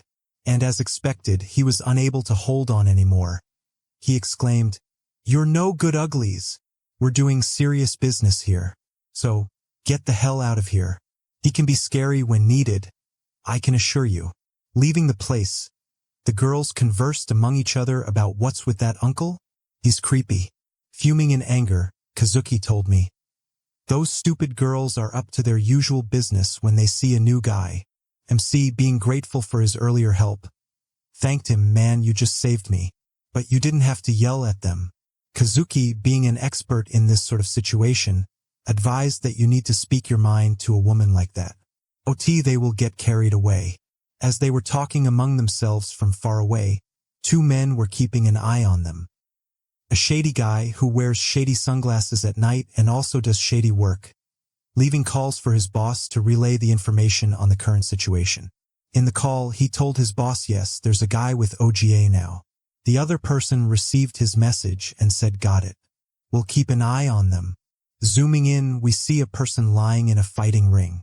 His subordinate tells him, "Luigi Kuin, I just got a call from you, Paradisus. There's a man who looks like a host with Aldman OGA." Sitting him in his place, he gave a menacing look and ordered his men, a guy who looked like a host hanging around with the old dude from OGA, "Call him here, man." Not going to lie, that was a wholesome gangster first look. As Kazuki and Kurisu were walking, a man in a suit approached them and bowed, offering them a farewell. Kurusu, frustrated, spoke as I thought another dead end. Kazuki, consoling him, commented that there was still a lot of mystery surrounding how Heaven's Ice was being sold. Even back when I was still an ACOP, I couldn't get a solid lead on it. Kazuki again suggests these kinds of things, you just have to dig slow and study. He put a hand on Kurisu's shoulder and told him, "How about it? Want to grab a drink together after this?" MC, leaving Kazuki's suggestion in the trash, started to leave. While leaving, he comments, "If you find anything, give me a call." Kazuki, looking from the back, thinks that cold attitude of his, "Damn it, he is so cool, just to let you know," he said some other love-struck stuff towards Kurisu, "but I just made some adjustments so that you don't get constipated after hearing those."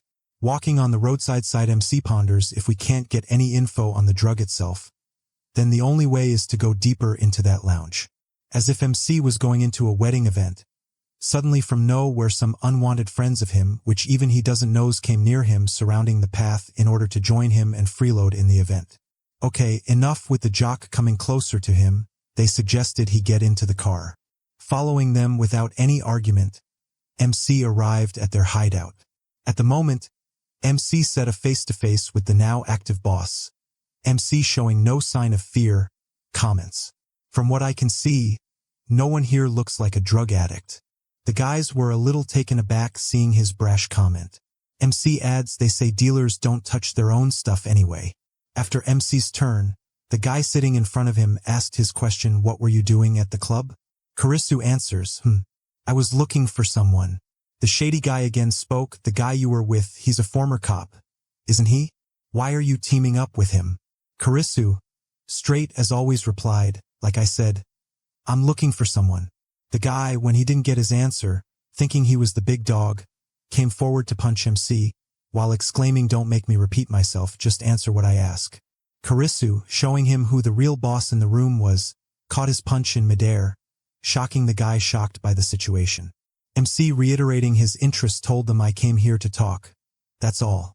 Kurisu asked boldly, "Are you guys with the AZ cartel?" I thought it would make some sense. What was I expecting?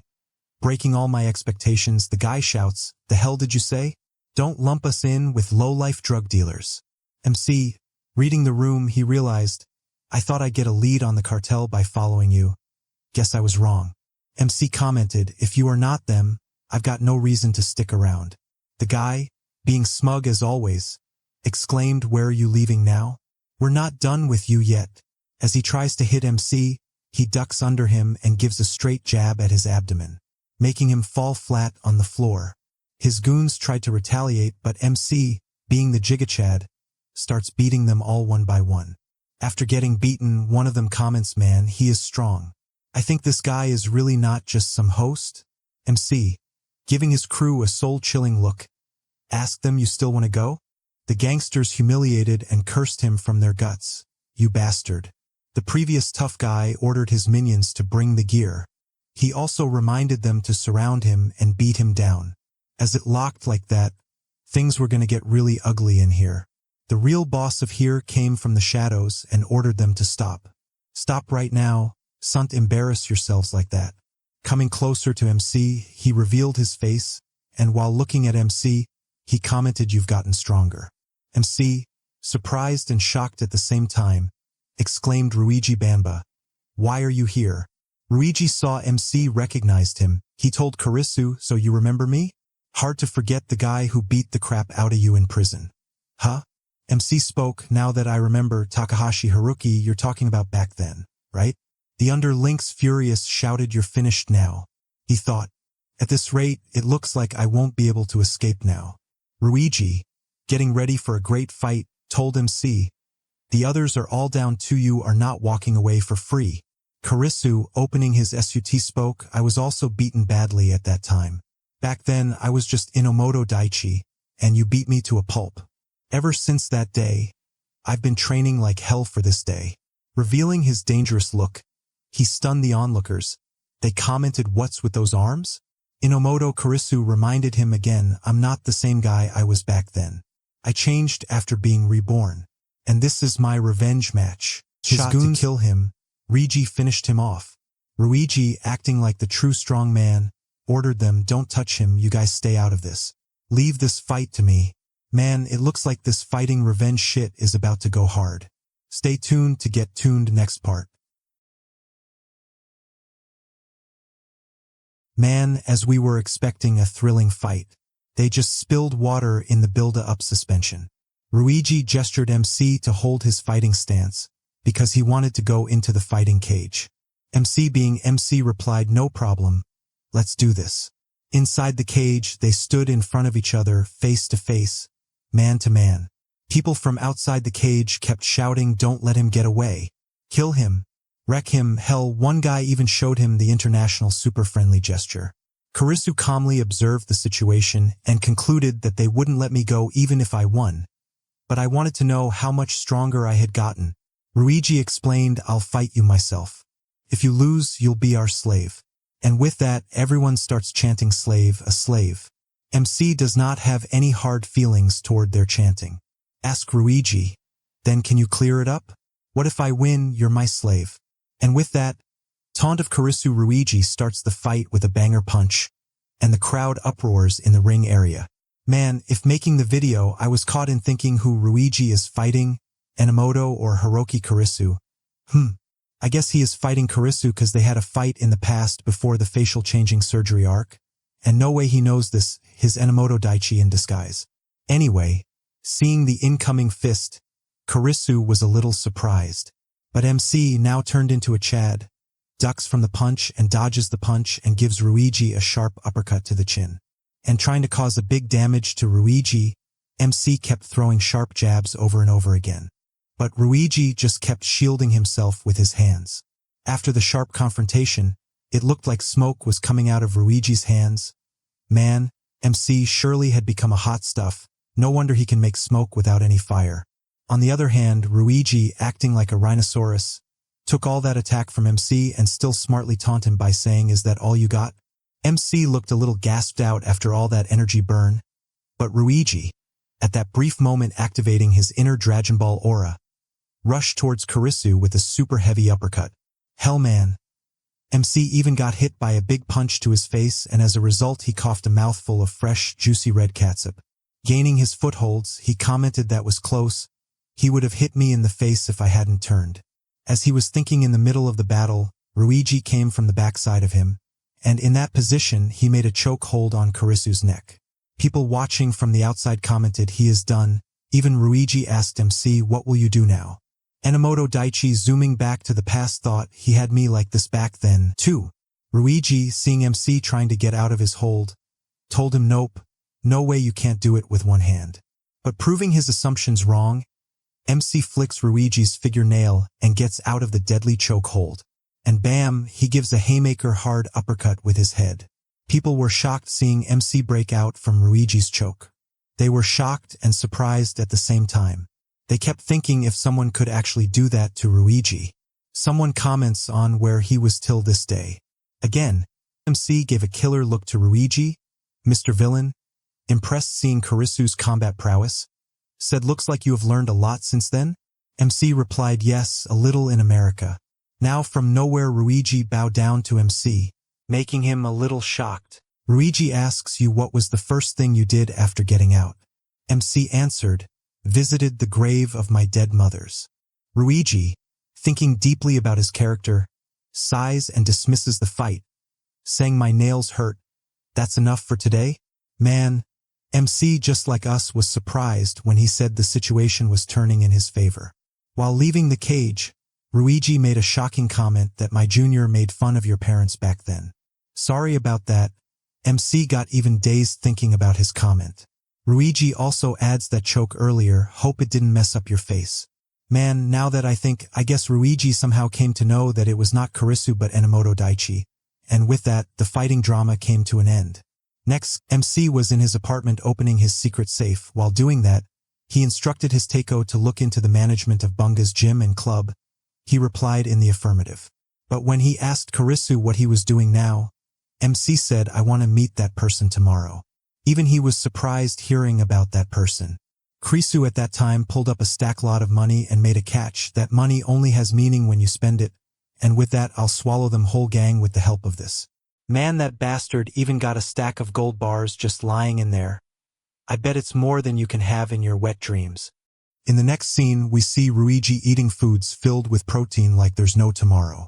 His subordinates kept warning him, "Ryuji-kun, you should not eat the raw protein powder. It isn't protein supposed to be mixed with water and drunk afterwards?" Cleaning his mouth, he answered, "It's too much hassle."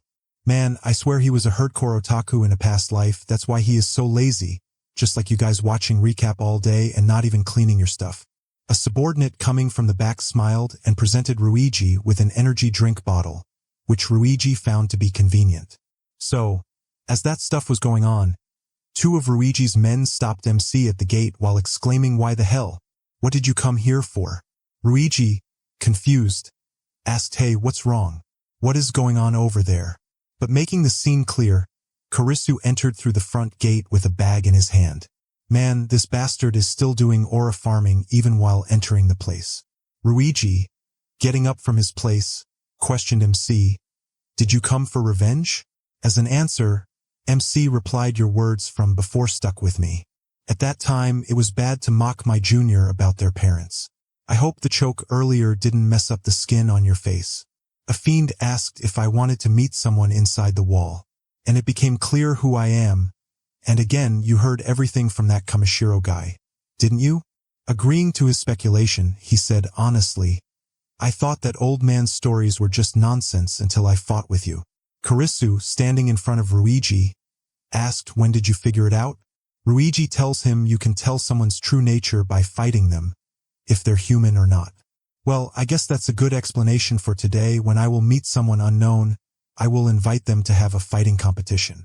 The reason I want to beat them, no, that's the wrong word. I just want to know them better and make friends with them. You know what I meant to say, right?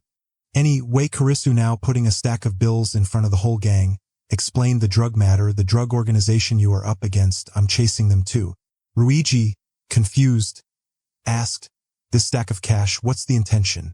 MC reminded them of a saying, "The enemy of my enemy is my ally," and that's the deal. Giving a deadly glare, he speaks, "So from now I want to make a contract with you guys. So keep that money?" Hearing his antics, Ryuji was a little bit taken aback. But Ryuji poured a glass of drink and started to gulp it down while MC mentioned, "I don't drink." But Ryuji insisted he drank because it's a substitute for a sworn shake-up. MC, looking at the raised cup, sighed and exclaimed, "Old-fashioned, quite traditional of you to make an agreement. Huh." And with that comment, he gulped the whole drink. Ryuji, feeling the full vibe of brotherhood, extended his hand in a goodwill gesture. He mentioned that if you betray us, I'll kill you. But MC in that time commenting on some cheesy 90s Hollywood movie, "I'm already a dead man, so I won't ever betray my comrades." Man, not gonna lie, that handshake just by looking at it seems to be stronger than the bombs of Hiroshima and Nagasaki combined. The next scene shifts to the apartment of Katiko, where he is being scolded by a big shot named Owner S.A. That guy exclaims, "Sir, it's a big amount, just give me a bit more time." The bossy guy explained, "Is it okay if we come to the shop to collect the money?" I bet the girls would be shocked, wouldn't they? Katik kept requesting them sincerely, "Please don't do that. I'll definitely pay back in 2 weeks." Hearing a satisfying answer, the guy replied, "I'm counting on you." He added, "If you are even a day late, we'll go to the shop." Katik threw his phone in anger while cursing them, "Damn you, dirty loan shark." Frustrated, he kept thinking, how did it come to this?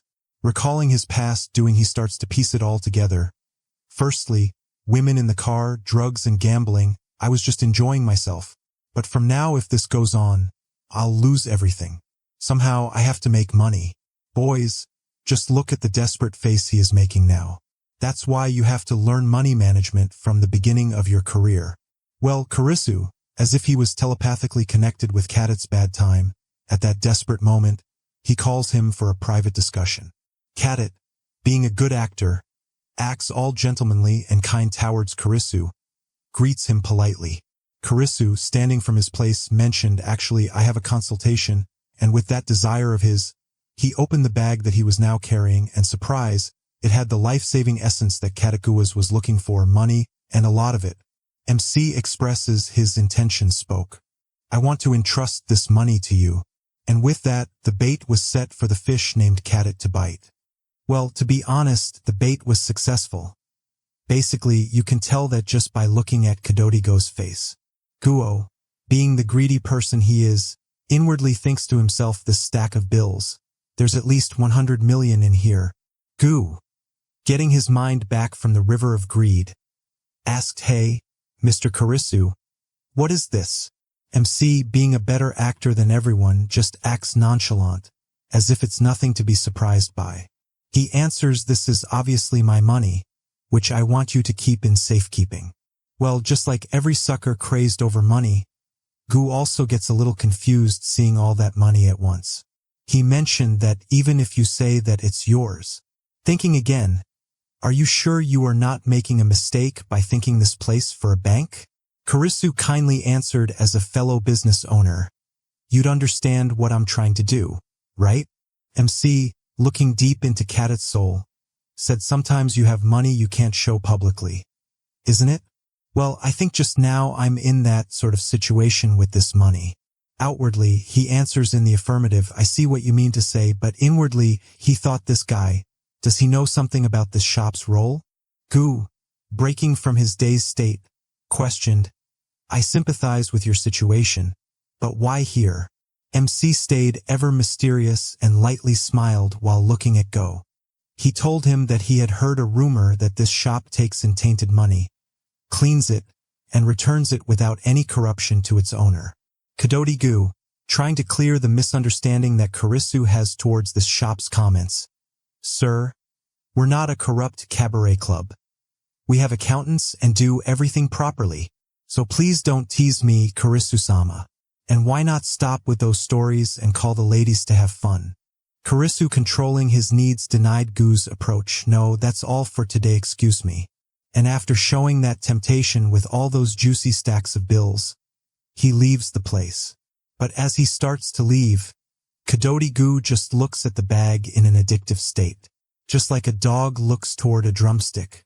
The scene shifts to the gathering of Kadoti Gu and his villain friends, where Degura threw a glass of wine in Gu's head, which in impact broke apart.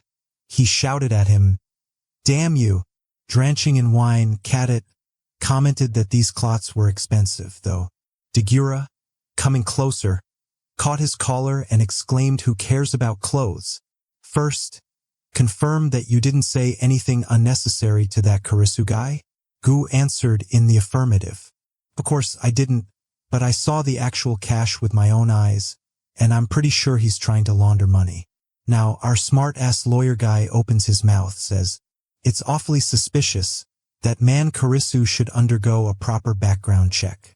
And after his suggestion, he brings his phone out of his pocket and contacts a professional to better investigate him. He advised 2 of them until the investigation is finished and the results are out. Do not contact him. Kadodi Gu, furious and frustrated for money, exclaimed, "Why's that? He's a perfect party. That guy is my solution for all my problems." As he was debating the decision, Dagers says to him, "Gu, you owe some money, right? The info's out. It's also well known that you're borrowing from shady folks." Gu, denying the acquisition, spoke, "No, that's a rumor spread by someone who envied me." Trying to get out of this sticky situation, he quickly excused himself, saying he had some work in his shop. As he left like a mouse from the gathering, 2 of his partners looked disapprovingly towards his leaving figure. They commented that this guy he just forgotten who helped him get where he is today. And who knows, we might need to deal with that soon. Inside the red car, Kadodi Gu was cursing his luck because of the situation, and when he remembered the threat from the debt collector, he lost his mind while thinking about how to finish the debt. On the other side, Teiko exclaimed with joy. He told him, "See, oh, things seem to be going smoothly." Karisu replied, "Yeah. I sprinkled plenty of seeds when I showed him a large sum and hinted at money laundering." His eyes instantly changed color. "At this point, if he goes after my money, there's bound to be an opening." Teiko, joyfully waving the victory flag, says he, just as Feudo-kun predicted. Karisu, also feeling the joyful atmosphere in the air, smiled lightly and explained, "Now we just wait to reap what we've sown." At that moment, As they were talking with each other, a message came through from his ex-lover, greeting him good evening. She also invited him to dinner together. MC, reading her message, felt in a deep contemplation on what to do in this situation. Touching his neck marks, he came to a conclusion first. Specifically, I have to settle one thing and need to settle things from 5 years ago. After a day, two of them were sitting in a luxurious restaurant. Sitomeru, blushing, looks towards MC and thanked him for making time to meet her.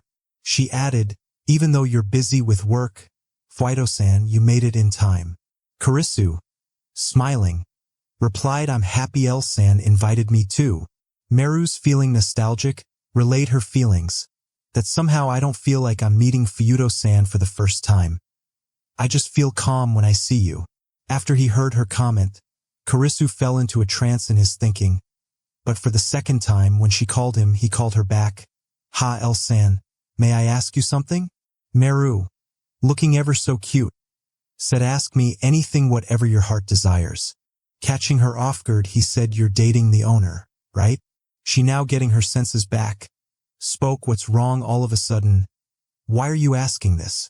Kurisu, not giving her a satisfying answer, added his further advice, I think you'd be better off breaking up with that man. Looking down, she asked seriously, what's the matter? Did something happen between you and the owner? I heard you two were talking together the other day. Curious, with a longing voice, calls her L-san. No, Sitomeru, have I said you my real name? Meru, I have a secret to reveal. Can you please look at this? Pointing at his birthmark or mole, whatever that is, he asked her, did you remember anything? She was more than shocked. Seeing the marks, she exclaimed, that why is it here? Who are you? Taking her trembling hands, he explained, it's me, Daichi, your Enamot-Daichi. Man, what's up with the author? He just keeps adding unforgettable scenes that are masterpieces. This manga is just cinema. Sitomeru, witnessing the return of Enamot-Daichi, gets emotional and shocked at the same time. At that time, she felt like her senses were fooling her. So, denying Kurisu's claim to be Enomoto, she started to question, that mole was Daichi's trademark? Who are you? You aren't Daichi? She also adds, but your voice, it's really similar, though. Are you a relative of Daichi? And are you being deceived by him? And that's why you approached me? Daichi, in order to correct all of her doubts, mentioned the cinema and the chateau in Roppongi, which was our first date spot. We watched an insane horror film. Just look at the couple stuck to each other. I bet most of you will fail to feel the same feelings if you just keep watching Manhwa RecaP's videos, guys. Short note.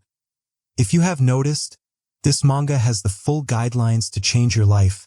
Follow the steps of Enomoto if you really want to change. Anyway, back to the story. Kurisu adds, you were so scared. Remember, on the way back, we went for Italian food. I was short on money, so you paid a little. I guess his dart was spot on. After that, she remembers their time together, and she emotionally started crying and, while touching his face, asked, are you really my Daichi? Why do you look like that? Didn't you die in prison? Consoling her, he said it's a long story, a very long one. As he was saying this to Meru, his eyes got bigger in anger as if something struck his nerves. Meru, seeing the visible change in his facial expression, asked what happened, what are you thinking about? Daichi, at that time, suddenly grabbed her hand and started inspecting, but to his shock, when he unveiled her hand, what he saw left him shocked, because there were visible needle marks. These were undoubtedly signs of having too much good stuff. Kurisu exclaimed, you have this mark too? That means you're also having the heavenly ice? She squints in shock, hearing his sudden question. MC, comforting her, asks her to speak. She, now being traumatized, told him, I was told it was just a supplement and was forced to take it. Even the injections were forced. Angry, seeing the love of his life in this state, he shouted this was Gu's doing. Wasn't it? Meru, recalling the past, said, I heard Daichi died in prison. At that time, I wanted to give up on everything, so this path didn't look so harsh to me. Man, you can say this girl was really dedicated to him at that time. Daichi, hearing her heart-wrenching confession, consoles her. You don't have to say more. I'm the one who put you through hell. I'm sorry, Meru. He adds, I never imagined Gu would go that far with Daichi. Meru was also a little taken aback hearing his explanation. Well, he would do anything for his gain. This time too, you came here because he told you to trick Kurisu, right? She looked downwards, confirming his suspicion. Angry beyond imagination, Kurisu gave a menacing look and said, I came back from hell just to fulfill my purpose. Ha, my guy, I'm sure you came from hell, and I also remember that there was a type of demon that had 3 legs, and the specialty of that demon was that he always tried to use his 3rd leg whenever he saw an opening or someone picking the soap. Man, the poor sinners, their life is surely terrifyingly bad over there. So, Mr. Kurisu, please kindly try to skip this topic in the future. Sitomeru, looking timid as ever, says, You intend to get revenge on Gu, don't you? Well, at this time, revenge is too little for that guy named Gu. If there is somewhere more terrible than hell, then he should be the first visitor to visit that place. Kurisu, for the last time acting as Enamot-Daichi, stood from his place, advised Meru that from now you should quit taking the good stuff, and don't forget Enamot-Daichi, he's dead, he's no longer relevant. And with that, the meeting of those 2 lovebirds concluded. Coming to the next part, we see Gu talking on the phone. From the other side, Kurisu thanked Gu because he agreed to take care of the money. That saved me a big time. Gu, acting to be the good brother Kurisu never had, says that's because Kurisu-sama is a special client, and I will handle it personally. Our Chad MC called him to come to his place and pick it up, because it's cash and a huge amount. Kadit, agreeing, said, of course, if you give me your address, I can come by tonight. After that call ends, he starts laughing menacingly, saying, You bastard Takura, I'll prove I can handle this alone. And with the intention of receiving money from Kurisu, he starts to arrive at the desired place of meeting. Driving the car, he commended Meru, you need to cozy up to him, shower him with compliments, and keep touching him casually. As he was saying all those nonsensical things, Sitomeru kept looking outward, thinking while diving into her own ocean of thoughts. Katagu remembers the past conversation with Kurisu and his laundering mentality, so he started smiling smugly, thinking he had caught the right fish, but unknown to him, he was the real fish or prey in this case. Well, our smartass goldfish makes a mental plan in his mind, thinking Kurisu made that cash through tax evasion, and somehow he needed to find out how that money was made. And once I received the money, Kurisu, don't ever think about taking the money back. After that part, I will start to blackmail him until every drop is squeezed out. Man, just look at his greedy face. He looks as if he is going through a constipation problem just by thinking about that big sum of money. Boys, greed will eventually lead you to the path of constipation. Just look at him and you will understand me. So listen to my advice, be a monk, and keep watching my recaps non-stop so I can earn more money. Arriving at the desired spot, he was a little surprised because he remembered it to be his prior working place. Nervously, he exclaimed, what a nasty coincidence. I just remembered his face. Just guess who he was thinking about in his mind at that time. Anyway, when they reached inside that place, our boy Kurisu was farming his Sigma aura just by sitting there. On arrival, he greeted them, sorry for troubling you. And, by the way, Elsan, you came along too? What a delightful moment it is for me. Gu, with his fake influencer persona, smiled and mentioned, since you happen to be here after the deal, I thought we might have a meal together. After some chit-chat, Gu directly asked MC, so, Mr. Kurisu, where's the goods? MC now opened the bag and showed him the 100 million yen.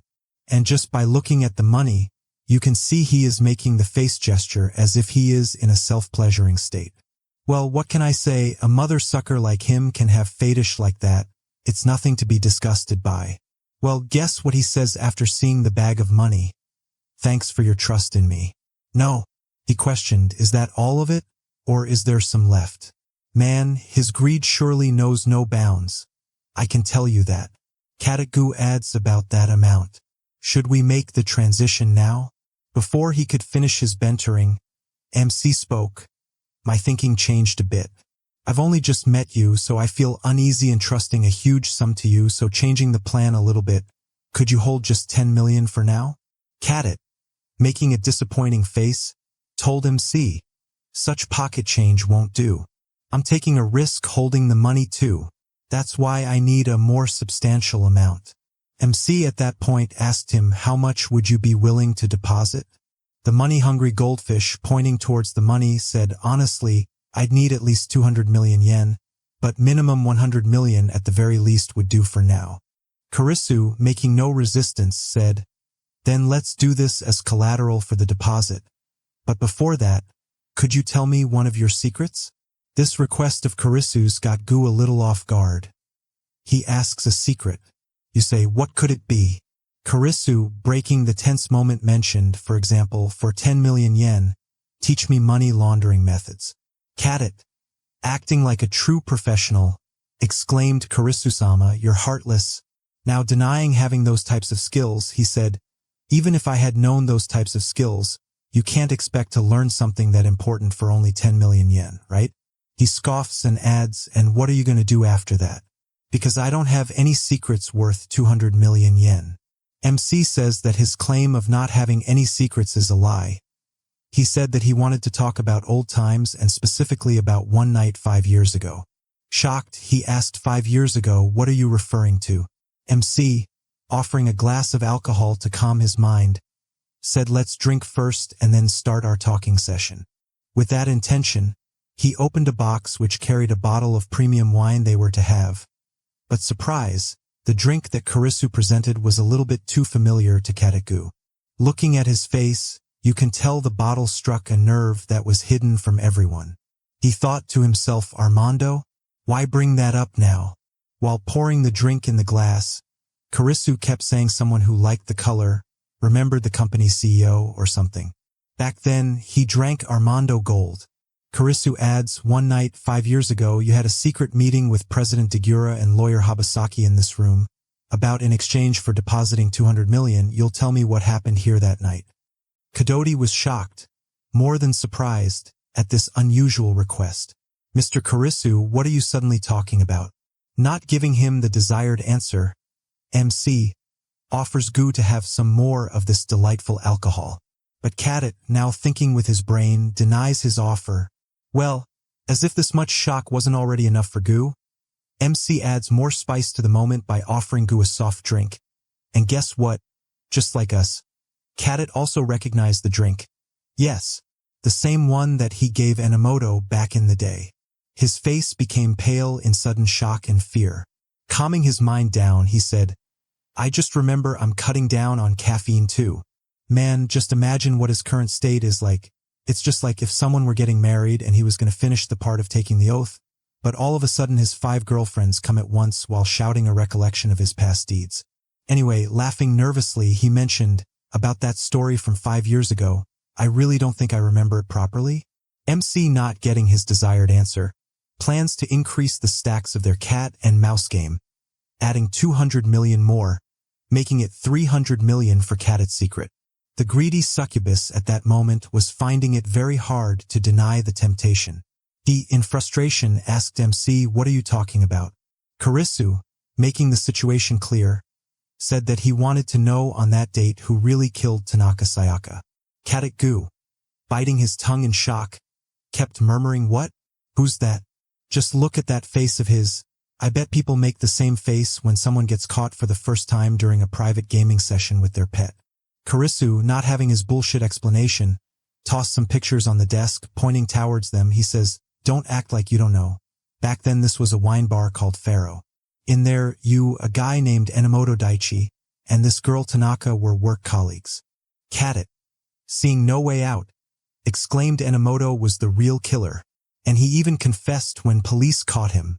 Kurisu, frowning, said tell the truth, now giving a fearful look, exclaimed you're lying, because the night she died in the hotel, you were secretly meeting with Degura and Habasaki here. Stuttering with his words, he kept saying I'm telling you, I don't remember the event of that day, and again this was also the testimony from Katsushige Matsumoto, the manager back then. Kadoti, being decisive, slammed his hand on the table and shouted, "What does this stuff have to do with me getting the money? So stop making weird assumptions." Kurisu makes his thoughts public, tells Gu that I can't give you the money if you keep acting innocent. Kadit, squinting in shocked realization, asks Ha, "What do you want to do after you know this information?" MC answered, "I can't tell you that." Gu, after seeing there is no way he is getting out of this sticky situation, excuses for some time in order to think and have a smoke. Arriving in the smoking place, he starts cursing his luck. He kept thinking, damn, what is his intention? Does he want to give it to the media or to Enomoto's friends? In that moment, he sees the message from the debt collectors. Feeling the danger if he doesn't clear the debt, he makes a solid decision to have that money anyway. He adds, "As I thought, I need to take him down on my own. And side note, just to have a clear mind while doing the most unholy works."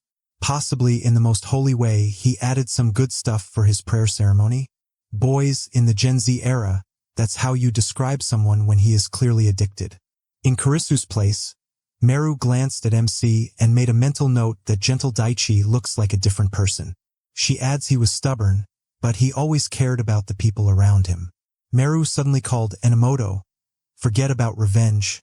Can't we start over?" But our Chad MC, now dead set on taking his revenge, broke all her fantasy expectations. He clearly stated, "Meru, I told you Enamot-Daichi is dead." She hears his answer, starts to leave while thinking, "I just knew Daichi has no feelings for me anymore.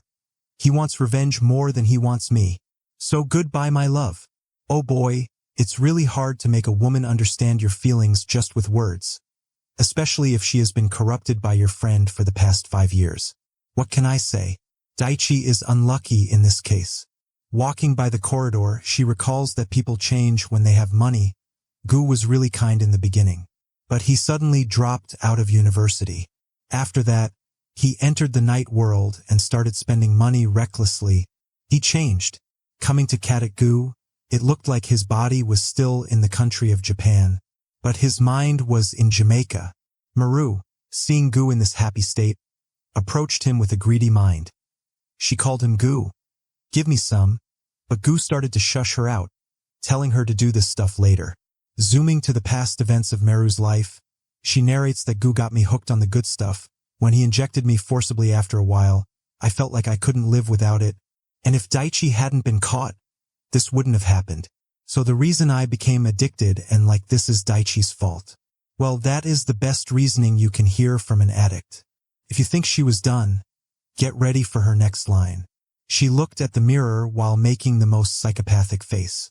She spoke, "Kadit, do you really want to know Fuyuto's true identity?" But before we could know if she really told Gu everything or not, the scene shifts to a few moments later, where Kurisu was sitting while waiting for Kadoti, but from nowhere, Meru came running. She exclaimed, "It's bad. 'Cause when I went to call Gu, who hadn't come back, I found him in the bathroom. He was not in a very good state."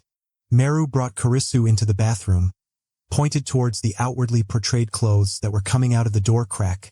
Clearly looked like Gu's. Meru, looking there, said inside the stall, "Please look there." But when Kurisu looked, there was no one there. And to his shock, when he tried to open the door, someone locked the door from the outside. No matter how much he tried, it wouldn't open. And guess who locked the door?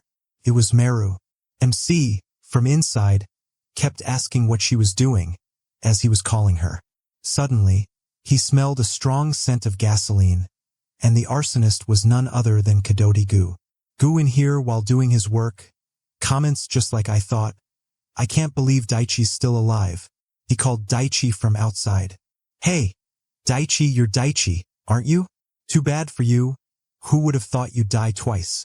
Gu, not even thinking for a second, tossed the lighter in the gasoline, and when the fire kept rising, he made a grand winning pose as if he was the real boss in this game of life and death.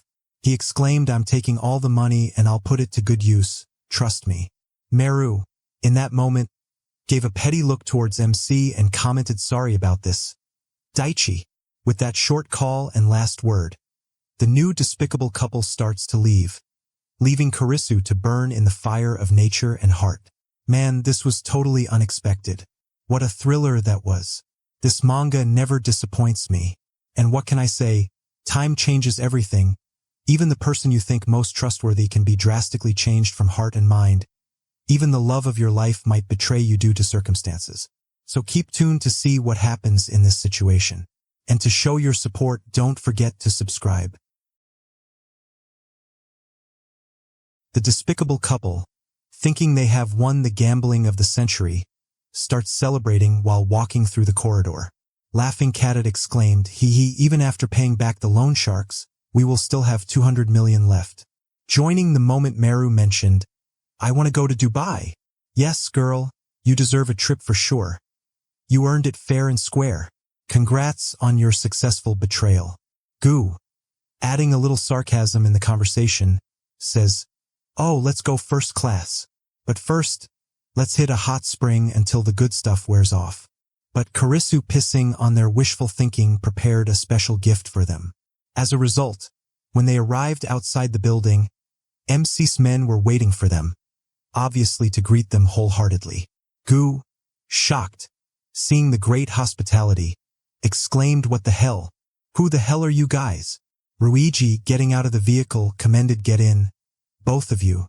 And even being in a climactic state, Gu knew that shit was about to go down. He even started using his brain for a moment, because being blindfolded, he kept asking, "You're here to collect the money, right? We've got it ready. Look, right here." Arriving at their desired place, Ruiji ordered both of them to kneel, and when they did, their blindfolds were opened to see the beautiful face of their arch-lover. Guess who it was? None other than your boy, Mr. Karisu, well and alive.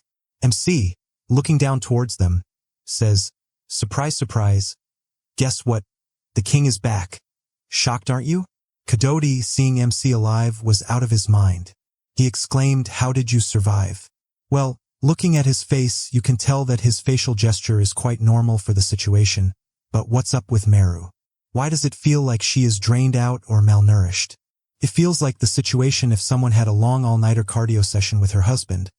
But when she woke up in the morning, it turned out to be the overweight next-door otaku neighbor. You know what it means.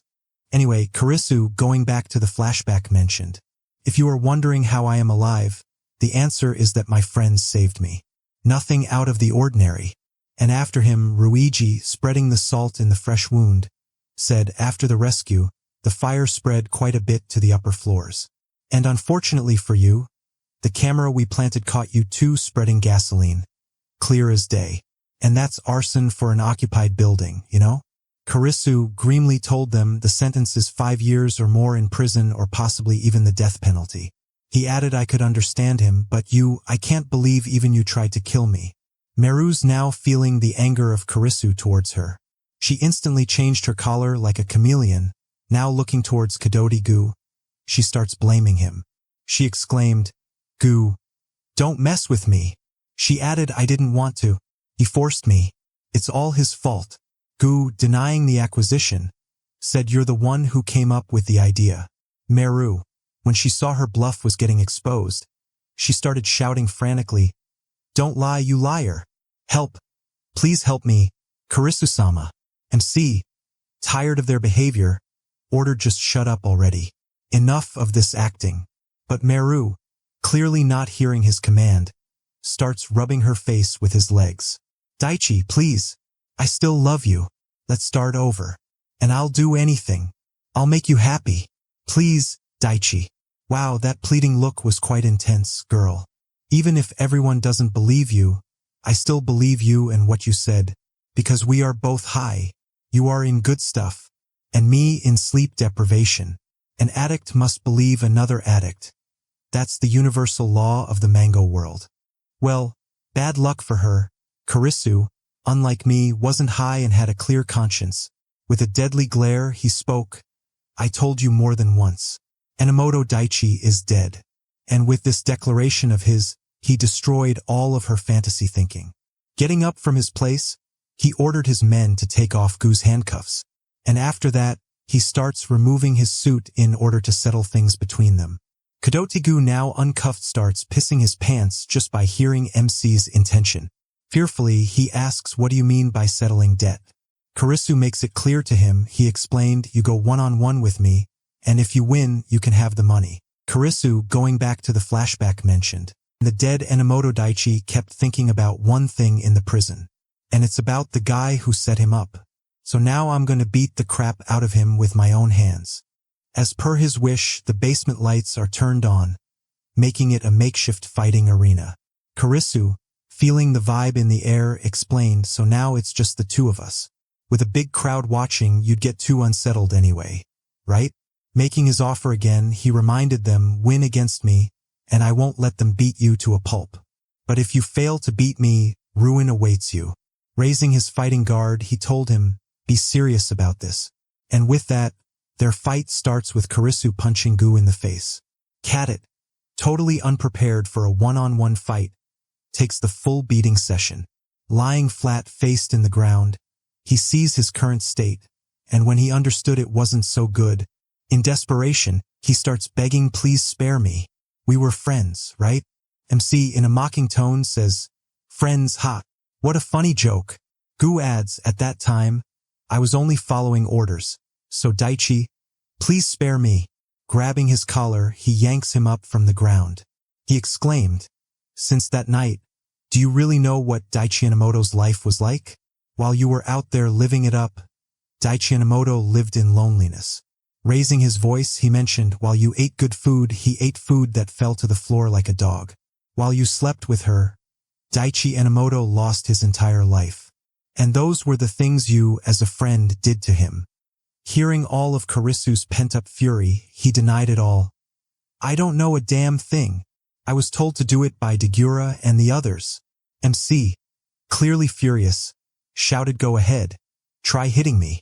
Gu denied, no, I can't, I just can't. Hit me, he exclaimed, now fearful. Gu punched my face, but it was like a mosquito biting an elephant. Feeling nothing, he grabbed him again, and in a trembling voice he asked, why did you betray me? Gu, why? He adds, no more speaking with our mouths. It's time to talk with our fists. And now it's my turn. And boy, he did use his turn very well. You can tell by seeing Gu's facial expression. Well, now even an old monkey's but looks better than his face. Man, what am I watching and saying? This manga is gonna clearly mess my head. Standing victorious, he starts crying due to all of his pent-up frustrations coming out at once. Raising his voice, he said, this is the fist of Daichi Enomoto. As all of this was happening, Ruiji kept looking from the other side with a proud face. And when the beating session ended, Ruiji and Karisu approached him. He asked, Gu, earlier you said you were just following orders, right? So tell me, who killed Sayaka? Was it Dagura, you, or Jubasaki? But now, in a half-conscious state, he kept saying, I don't know. I won't say, I don't know anything. Even after he yielded to him, nothing changed. Ruiji, having had enough of his nonsense, stumped his foot on the wall. He retorted, hey, punk, if you keep playing dumb, I'll kill you for sure. Gu, fearful, started bashing his head against the wall, and after that he started acting abnormally, which made both MC and Ruiji rethink their approach. And after some reasoning and unintelligible words from Gu, MC concluded that they were not in their right minds to answer any question. He says to Ruiji that the people who are distributing drugs, we need to find them. Grabbing Gu, Ruiji asked MC, what do we do next? Giving a pose worth 1,000 aura, he commended, will make a bigger amount of money. And this time, the target is a man who's taken over countless companies with borderline illicit methods. External crime boss Kuramitsu Dagura. We will take over his company. That unscrupulous business bastard, Dagura Mitsuru, I'll buy his company out. The scene shifts to the next day, where the three of them sit together, when Karisu starts admiring the beauty of the day. Tako, agreeing with him, nodded, but a few moments later he looked towards MC and whispered, hey Karisu, this guy was in prison with everyone, right? Then why is he with you? As they were conversing, a waiter approached Ruiji and relayed to him, customer, forgive me, but please don't bring food and drinks from other stores here. But Ruiji, being Ruiji, gave a death glare. If you think like a normal person, you might think he was pretty angry, but this is not the case here because this was him asking the waiter politely. He said to him, give me fresh kiwi juice, bring it up. Well, if these are the words you use while requesting someone, it just seems like an order more than a request. What can I say? Old habits don't die easily. When you look so intimidating, even good-gestured words look frightening to other people. Someone please give this guy a basic grammar lesson. And after some back and forth, Takeo asked MC, so what happened to that Kadoti guy and Miss Meru? Answering the question, he said, after I beat him up at the abandoned factory that night, at that time, maybe it was because of the drugs, I couldn't get much out of Gu. And about Heaven's Ice, about Sayaka's murder, or the money laundering using an imposter. No matter what we asked, he just kept mumbling nonsense. So we didn't get anything. Should we beat him up? And seeing no further improvement in our investigation, Ryuji threatened them that we'll always be watching you if you tell anyone about us. Be sure about this, we will execute both of you. And in the end, they turned themselves in to the police for the drug case. Ryuji joined the conversation, mentioning we have footage of the arson, so if they care about their lives, they won't tell the police about us, and besides that, no one will believe drug addicts anyway. Sipping the coffee, Kurisu hopes that it will go as it should. Takeo sighed, while hoping that Miss Meru could get over drugs at the rehabilitation facility. Yeah, I too hope so. Takeo adds, if Gu gets caught, what about his partners? And Feudo, your true identity, there's a constant risk that they will find it out, right? Kurisu, in that line of thought, being 100% pragmatic, told him there's always that possibility, but I'll think about it when it does happen. Feeling his confident CEO vibe, Ryuji comments, you've gotten pretty good at acting brave. That's quite impressive. Takeo, running the script of conversation, asked next is President Degura, right? And how do you plan to take revenge on him? MC answered that to find his weakness, I hired a private detective to investigate him. Ryuji, finding a probability of that detective being Mr. Diddy, he exclaimed in surprise, Oi, is that detective him? But Kurisu, not giving any hints, got up from his place. He relayed, I'll introduce you to him eventually. And with that, the conversing part between them comes to an end. After this event, MC sits alone in a bar. While drinking a glass of totally non-healthy juice, he inwardly thinks I've taken revenge on Gu. But I still don't know the truth about what happened that night. Gu is just a bonus for them. In truth, my revenge has only started. Interrupting his deep mental masturbation, someone called him from his rear side, Mr. Feudo, and when he looked towards the caller, it was none other than Mizuki, the ultimate baddie. With a blushing face, she approached him. Sitting beside him, and she explained, I thought if I kept coming to this hotel, I might meet you someday, so I came here a lot. In this auspicious bar, it's normal to order some fun drinks, but our main character, being a Jigachad, ordered a glass of Kahlua milk. While drinking, he asked for forgiveness. I'm sorry about what happened back then. Seeing his soothing gesture, she starts blushing while thinking that she wants his chromosomes in her as fast as possible. Anyway, skipping her fantasies, she replied, no, Mr. Feudo, you don't have to feel sorry for this. She adds, hey, Mr. Feudo, you know that the owner, Kadoti, was arrested, right? He, with his usual poker face, answered in the affirmative. Picking MC's interest, she comments, so, do you know a man named Degura Mitsuru? MC's gets a little intrigued by this question. How do you know that name? Not directly answering his question, she got up from her seat and asked MC, so, Mr. Feudo, against owner Kadoti and Degura, by any chance do you have a grudge against them? She now pleaded to him, saying, and if you do, then please let me join in on it. Well, that was quite an unexpected turn of events. Let's see where the story takes us.